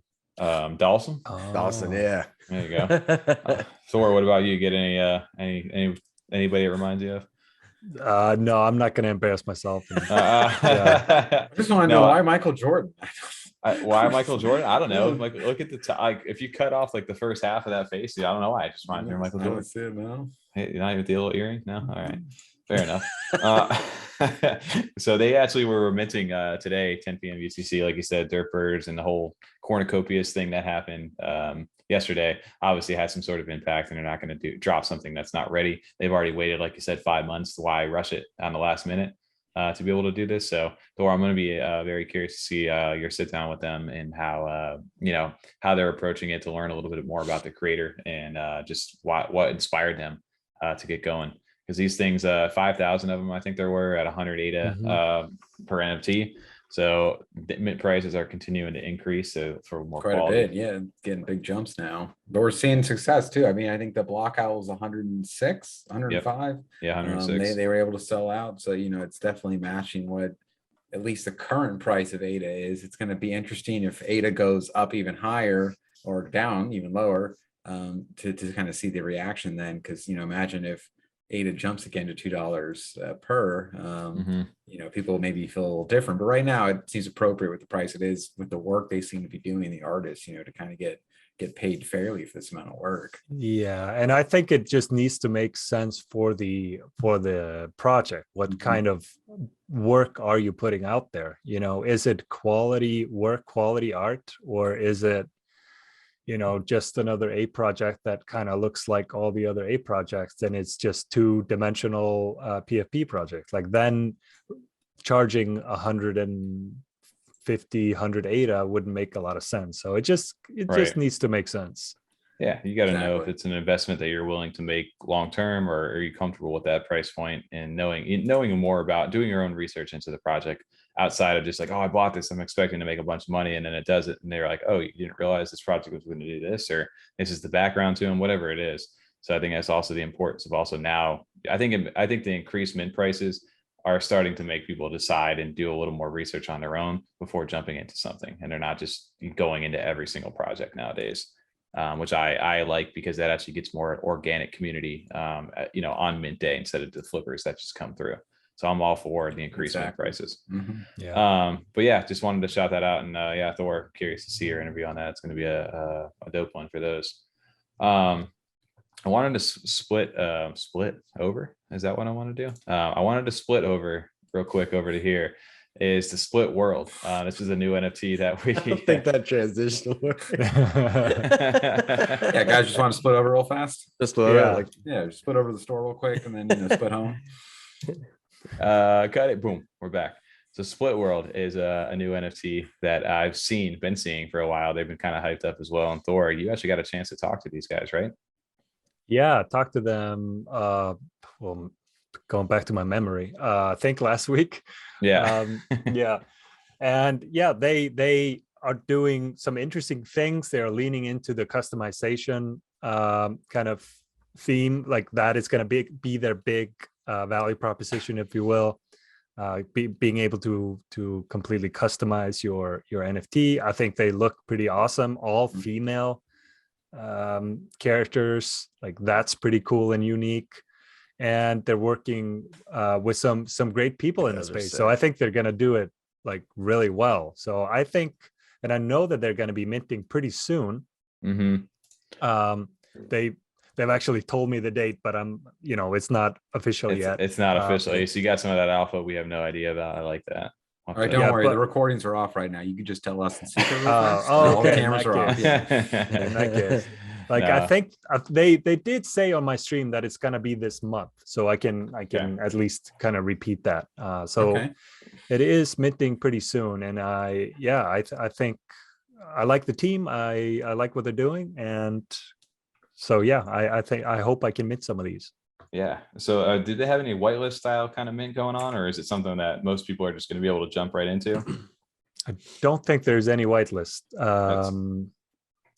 I remember asking them about it, but what was their answer? Yeah, right. Like, where are they at on that? But I think pretty sure there's none. Good. That's always more fun too, when you get a fair chance into this and everybody can kind of jump in at the right time.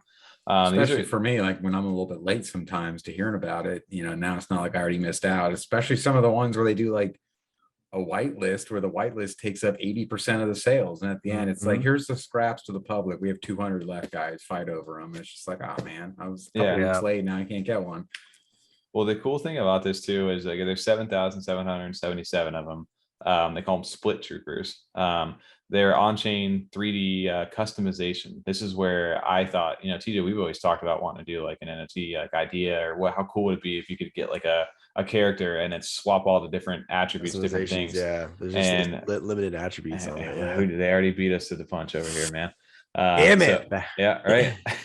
So these are cool that you're going to be able to actually customize these things as well. And then I guess they have real world utility in the fact that I'm curious with this right here is they have in real life benefits at CNFT Con Las Vegas 2022. I have no idea what that's going to mean, but I know we plan on being over in Vegas. Thor, I don't know about you. Do you plan on trying to get to Vegas this year? Oh yeah. I'm gonna be there with hopefully some other Vikings in the Viking squad, and we're gonna have a little booth and maybe do like a fun stream from there and meet everyone. Absolutely. Well, that's dope, because we'll have to get a chance to see you out there as well. I think all of us plan on being out there. And it's going to be like a party out there. So I'm curious, like I just saw this roadmap over here. I don't know what that means, but it's curious. I don't know.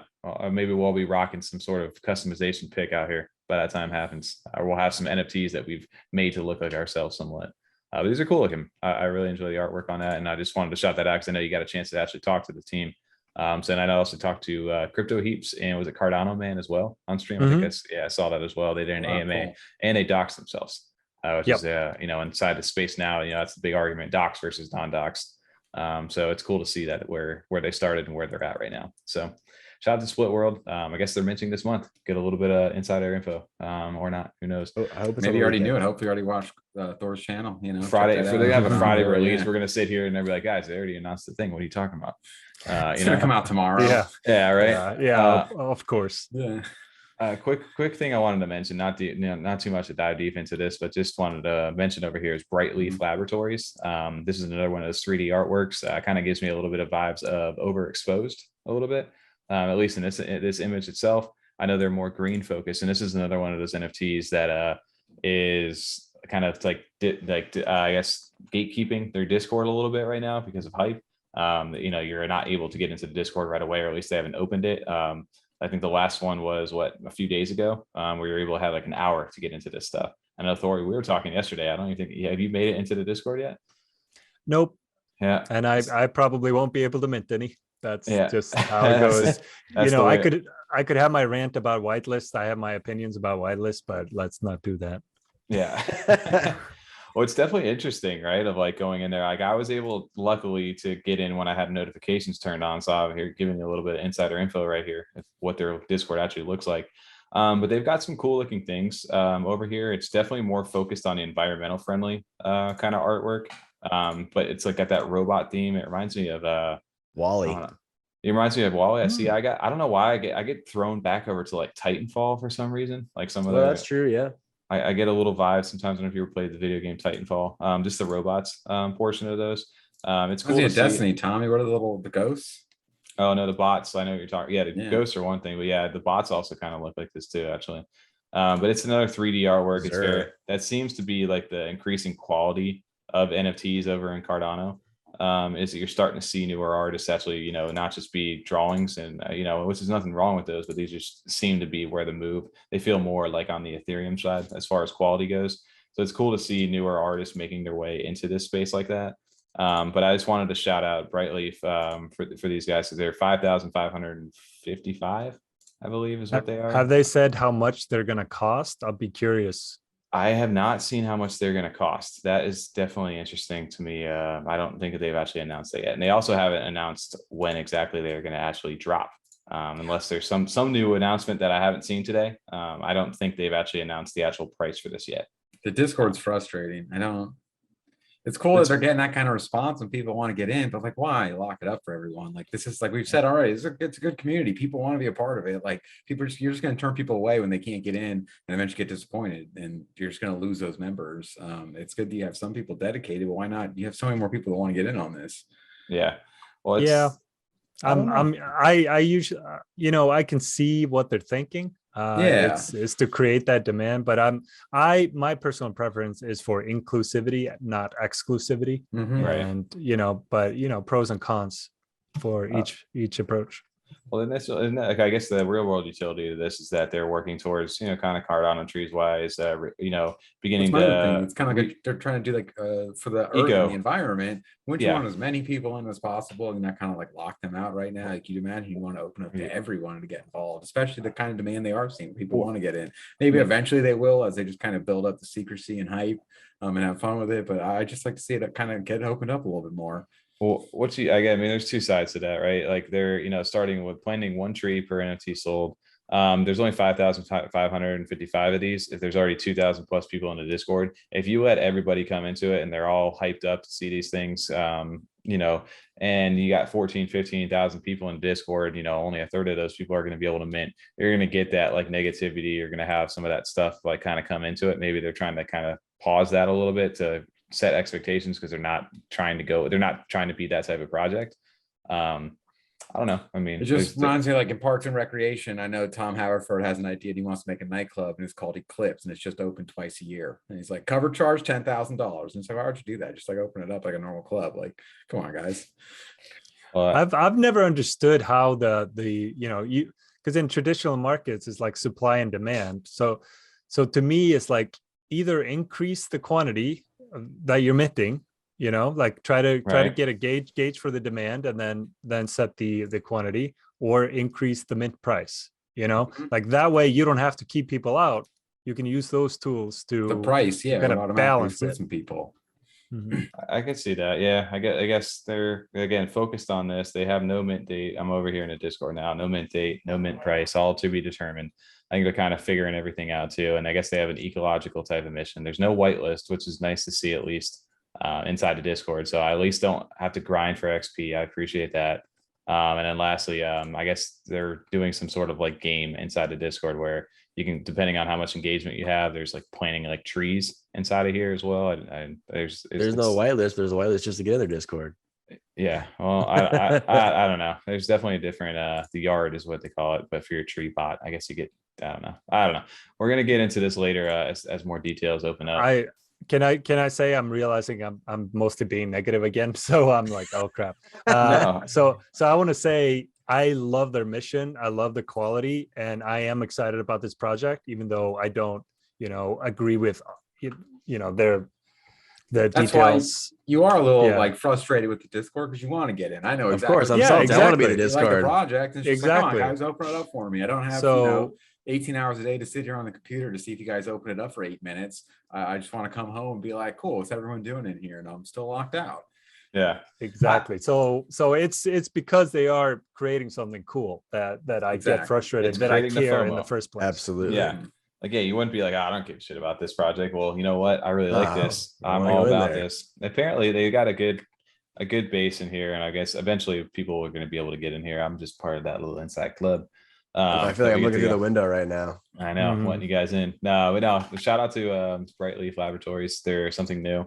This 3D artwork seems to be kind of the new move over here. And again, it does give me a little bit of inspiration kind of vibes from the Overexposed, but obviously completely two different projects too. So that'll be kind of cool to see. One of the last things I wanted to get into, which I can't not mention this week because I do own DEADPXLZ, and Thor, I believe you do as well over here, is their new line that kind of came out of nowhere for me. Like I just happened to be scrolling one day and was like, oh wait, this is a thing. Hold on. Their metaPixel kind of drop. Thor, did you get a chance to see this? I did see it, and I thought it looked really cool, and I like what they're doing. I wasn't able to go through the process because just because of the blockchain congestion. Yeah. But I know we got a chance to talk about it as well. And the crazy thing, so if you've been following DEADPXLZ, obviously they've blown up. We've talked about their whole alpha demo and their white paper and all different things on the channel before. A PvP metaverse type game. And on top of that, holders get royalties based on the attributes that they are able to buy when the game itself comes out. So holders get to enjoy, a nice little benefit where they say in the pixel community, one pixel equals one house. Because some of these traits apparently can pay you out a significant amount of ADA. But the cool thing is you've seen these 3D versions of them, right? They normally typically look like this inside your wallet, which is fine. And they're interactable. They're all on chain. You can click on them and things change, which are really cool. Like this is mine over here, just messing around with it. You can interact, right? But the cool thing about this was, well, these 3D versions, Fauna was a community artist that was doing, his own renders of these things in 3D. And I was able to pick one up back in the day just because I really enjoyed it. And I think Thor, you picked up one up as well. Yeah, actually I have a couple because I sold one of my pixels, and then I contacted the buyer and said, hey, do you want to get the Fauna as well? And he never responded. So I still have that one actually. Do you really? So that is actually interesting because they come out with this announcement update for metaPXLZ all of a sudden. And it's the official DEADPXLZ 3D collectibles. And they're going to kind of move these into their actual, they tie them into the DEADPXLZ universe and not just a collectible anymore from Fauna, because I believe Fauna actually got picked up by the DEADPXLZ team to do a lot of help them out with AF and the team with their assets. So the cool part about this was, and just being the technology that DEADPXLZ has and how far advanced, they are. If you were part of that mint, you would know, how awesome it was to actually do that. Because you can go up into the top right of the website up here and click connect your wallet, mint a metaPixel, and it detected what your pixel was in if you had a Fauna or not. And what all it did was you clicked yes, buy, and you could either exchange it for free if you had a Fauna pixel, so you can mint one of the new metaPixels for free, or if you didn't have the metaPixel version of it and you only just had the DEADPXL, it would cost you 69 ADA to go ahead and be able to mint one of those to bring it in, into 3D. And I know Thor, I have to tell you, if you transfer, like we were talking about the other day, transfer your actual DEADPXL in your wallet to yourself with like 2 to 3 ADA, I think AF told me that, then try to go back and do this on the website, you should be able to clear that out and get yourself to mint. They ended up minting into the actual official metaPixel. The Fauna got burned. It's all multi-sig, happened right away. So it was very interesting to see that. I love how they kind of shout out Fauna inside the thing still, even inside the metadata for it. But it's dope because you're able to bring these now into the DEADPXL universe. It's not just going to be, another collectible. And I guess going forward, they're kind of trying to allow your DEADPXL to be Cardano metaverse friendly, where it can kind of travel into any metaverse that they, that has compatible assets over there. So take it into Pavia, take it into anywhere, basically is where they're trying to do this. And then they get kind of exclusive access to DEADPXL's content by being like a pass holder to these. And I know these aren't nearly as expensive as the actual DEADPXLs themselves. So there are some people scooping them on a secondary right now as well. That's pretty cool. I didn't consider that. This is Thor. This is where me and TJ get a little negative usually in the show because we don't have pixels. We have to hear Tommy go on and on all the time about his Fauna and his DEADPXL, and it's like, yeah, that's cool. We weren't there. Yeah, they keep saying one pixel's one house. I mean, that's the phrase they keep saying. Okay, got it. Yeah, cool. I mean, realistically, TJ weren't listening to you yet then, Tommy, but I'm still going to say those are your sneaky buys. I mean, yeah, sure, we weren't in Cardano yet because we weren't listening to you, but you were buying stuff without telling us. You're buying trees, dude. I didn't believe you then. I minted, the crazy thing is, which I still kick myself to this day, is I minted 3 pixels. I have 1 pixel currently. Oh, I didn't realize you had 3 of them. 5. You want it? Did you? Damn. You want to hear something even that kicks me in the even worse is I sold one of them for 90 ADA.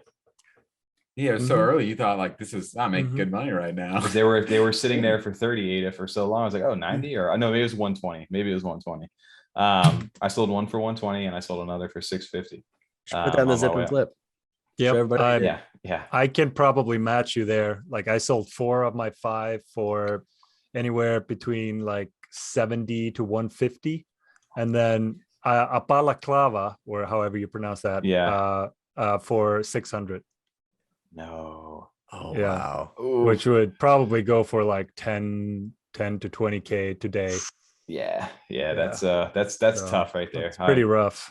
Yeah, but I mean that's the beauty of learning, like being early at the same time is like you never know where things could go, right? Like that's It why some was of this. one of my earlier mints, and I definitely Well, learned my lesson. well, if you look back, like I even go back to my pixel right here, like I minted this, or I guess technically they minted them prior because they did the way they did the mint.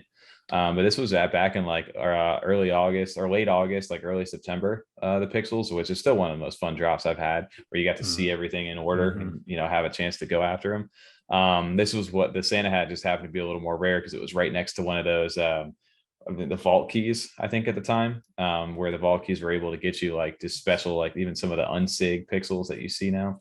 But yeah, these are something that are one of the most fun drops, but definitely I feel you on that story. But I just had to shout that out for these guys because first off, how crazy is it that a community member doing something on his own just out of fun was able to actually get picked up by the actual project itself and then turn his artwork in for people who were just a fan of his to actually be able to utilize that utility and get brought into the project later down the line. I think that's just a cool story in general to be able to share. Cool. I mean, I remember when you just showed it, how excited you were about it, Tommy. Like, see how far it's come along. Where you're just like, look at this awesome art this guy does. Like, how cool they look. And man, they look clean on Pool PM. That looks really good. Yeah, they did. They've done a great job. I really appreciate jealous. Not Dirt, but the DEADPXLZ. These guys, everybody in that space between Alessandro and AF and the guy Dave over there. Dead pixel birds. Yeah, these guys are all amazing. But yeah, shout out to these guys as well. I think Thor, this was one of the ones that we wanted to go ahead and quick mention, or we can mention if you want. Otherwise, I know we're getting strapped over here. Oh, this is the one that's like the Rorschach test, right? Yeah. Well, yeah. Okay. So yeah, can you, I guess, explain a little bit about these real quick? I guess I know you wanted to kind of mention these things sold out, right? They did sell out 999 of them. I think they were only 22 ADA each. Really? I need to check the floor price on them currently, but it was definitely still above, like well above mint price. Rorschach. Yeah, I can't find them quickly, but so they're doing well on the secondary. But the reason why I was into this project is just because it's such a unique, cool looking alco art, and like it's on chain, it evolves and changes forever, and it's basically it's just visualizing an algorithm, and they are just beautiful.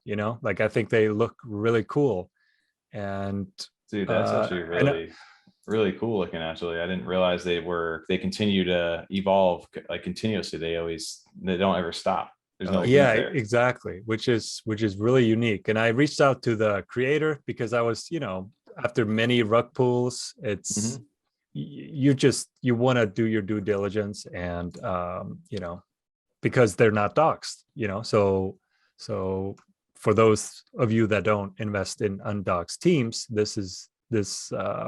the creator is not doxed, but he's a Plutus pioneer, PhD student, like just his answer to my concerns was very thoughtful and very, very believable in my opinion. So, that just made me like the project even more. So I tried to get 4, but I only managed to get 2. Wow. Yeah, I haven't got a chance to really. These were definitely off my radar. I'm sure probably you guys as well. Most of you guys. I saw them on Twitter, but they didn't catch me until I started seeing the moving ones, which makes sense kind of for the Rorschach test, where it's kind of like always evolving. I'm afraid to admit because the implications possibly, because some of the ones I just see like ovaries, fallopian tube. I mean, that's just all, and it's a Rorschach test, so I'm not sure psychologically where that leaves me, but they are very cool and they're different. Definitely different. There's only 999 of them, I guess. So they've sold out, and I guess they have a battle simulator planned. Yeah. So that's that adds kind of to the intrigue. Like each one of them in the metadata has like a combat rating. So yeah, Wow, I did not know that part. I just liked how they looked. I just kind of liked them for their art value. That's exactly. It goes So way it's deeper than I imagined, or I realized. Oh, those look really well looking. done. I like so that this, a lot. My screen might be breaking over here while we're the pool PM of this. Yeah, I think it is. It just yeah, it's fine though. Freeze button. Yeah, sometimes it's fine. But no, this is this is really cool looking. I love when that sometimes these like art projects where you're not mainly there for any kind of flipping or anything.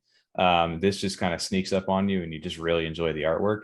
That's the fun part of the other side of NFTs that a lot of people don't, we can collect stuff all day. But sometimes you just let this sit in your wallet and it's just like, what, that's really cool looking.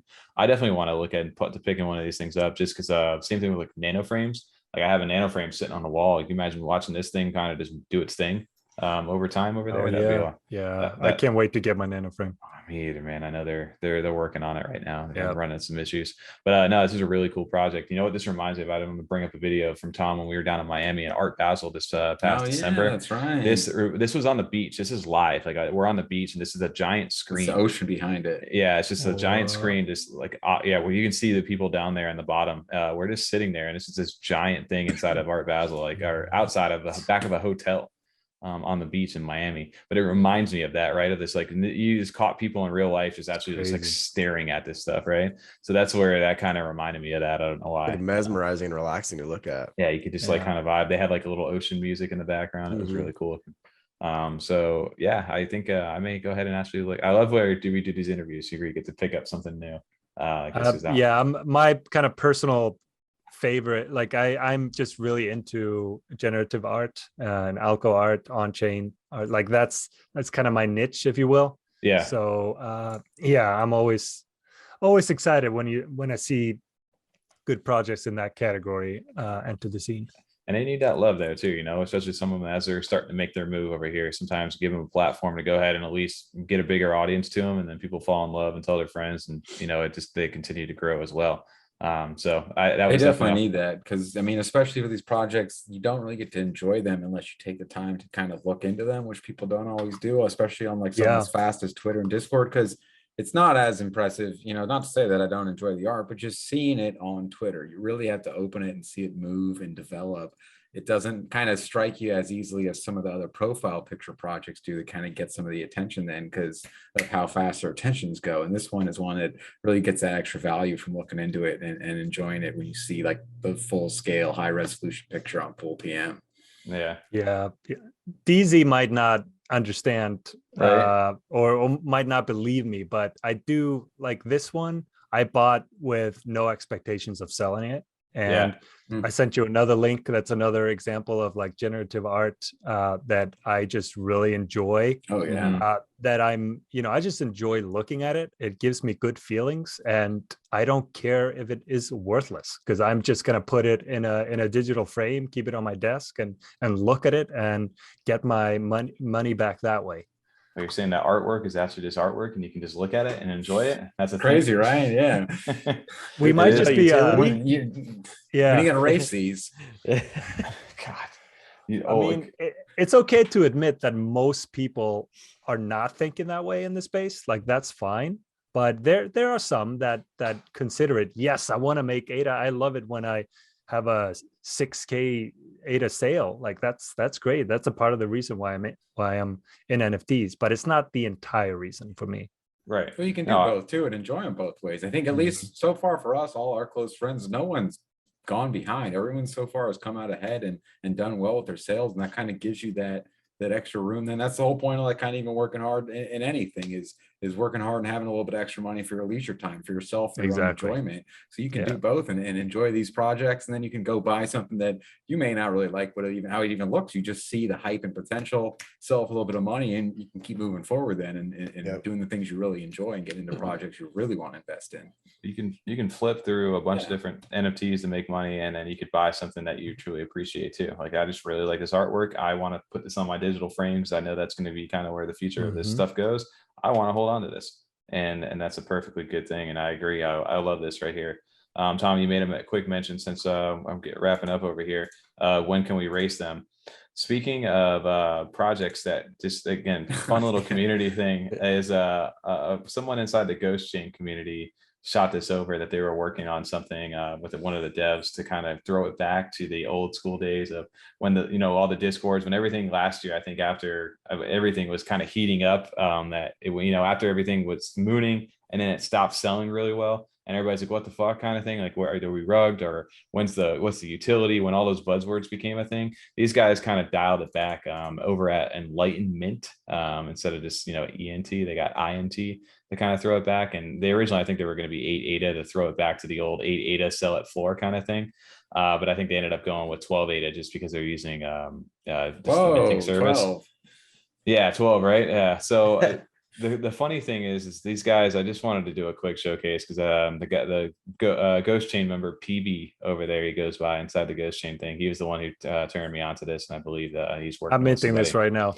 Dude, I think so. You can get some cool ones. They have some rarity to these things, and there's 30,000 of them with 5 different rarities, and they have iconic phrases from the Cardano community, like when mint, rug pull.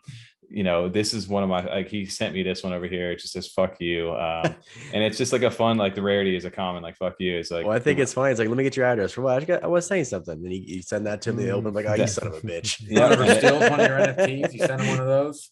And it's just, yeah, and you can see who it came from. Over here, I asked him when we were kind of throwing us back. I don't know, Tom, or if you guys remember a throwback to Eltano over in Cardano Trees Discord. He gave me this because I asked him, but he gave me the, can we race them over there?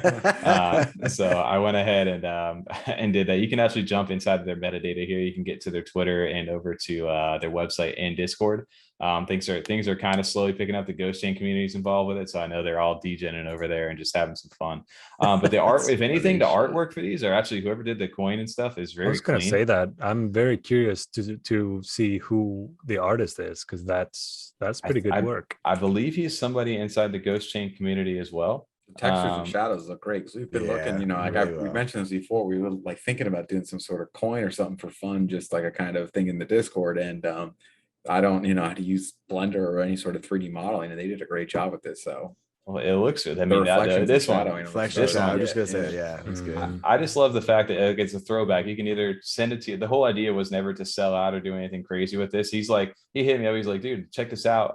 If you're ever curious. And I'm like, actually, I really enjoy this. He goes, do you mind if I shout you out? And he's like, yeah, no problem. He's like, but I don't no worries. We sold a couple hundred of them, no worries. But I love they take it to the max. Like over here, I was like, I knew my friends thought I had poor decision making skills, but sheesh, thanks Enlightenment. Like they just joke with like some of the the whole concept of it. They don't take themselves seriously. It's kind of like making fun of the degen culture a little bit at its worst and / best. Yes, I got into the NFTs for the community. I left NFTs because of the community. I did not know it was possible to hate something so much. Fuck you, Enlightenment. Shizzle over there from Ghost Chain community. They do have some of the guys over there. So they look like they almost remind me of the Slammers from Pogs. Yes, back the Pogs. Oh, yeah, right. That's what I remind me of. I have not dated ourselves here, but Pogs forever. I'm sure 80% of people listening don't know what Pogs did you grow up with that, Thor? Like Pogs, like their little spin. They look just like that, like a little, almost like a commemorative coin. Most of them are made of like cardboard. Is that how you pronounce it? Yeah. POGS. Okay. Oh, you have those still, TJ? Oh yeah. Playing with the slammer. I have to really? Over. I was really into that. That was one of those things that I collected, man. Like I was really into it. Except in Iceland, we would call them pucks. Pucks for some reason. Pucks. I mean, it kind of looks like a puck, right? Like a hockey puck. Yeah. I could see that. Makes more sense than Pog, actually. Yeah, I mean, so these guys, I just wanted to I love this. Test the waters, go a little deeper. Nice. I even like numbers. I'm into it. Okay, friend, need these, and friends will remember their mistakes if you send them for 20 of these things. So they know they're not being like too serious with this, but at the same time, it's like a fun way to kind of throw it back to the Cardano community for the people who have been here, especially those Ghost Chain guys. I know that a lot of them have been here since the beginning. So this is just a fun way to kind of be like, hey, if you see one of these, just show up inside your wallet one day. It's like a fuck you or something like that, or a OG, or can we race it, or whatever it is. I just thought that I wanted to shout these guys out because, again, they don't have any kind of a huge platform at all right now. And I don't think they ever intended to really have that. But if you want to go follow Enlightenmint with an I over there on Twitter, they're starting to grow a little bit. So I think different. these would also make a good gift. Yes. I owe a few, like at least a couple of free NFTs for like a giveaway, or I can't remember even what it was that I need to send out tonight. So I think I'm gonna send out a couple some of these. Yeah. If you get some good ones, there you go. This is a great one to have just like show up in your wallet one day. Just something like that. Somebody sent me this. I'm not mad about it at all, you know. And these things could become like metaverse like capable down the line, like 3D nice little assets to have as like a trophy, like a memorabilia thing there too. Standing on the corner in Pavia, flicking it up in the air like a gangster. Boom, yeah. With a cigarette in your mouth, put against the wall. Shout out to PB and his dev, or the artists out there. They did a great job with this. One thing, I think they're awesome. Look, don't get me wrong. I said one thing I wish would be, or a feature they could have, it would spin really, really fast, so you don't know what it says, and it lands flat like a quarter, and then you have to read. It says, what does it say? Oh, now TJ's getting the ideas like me. Now TJ's getting the ideas. You sound like me, dude.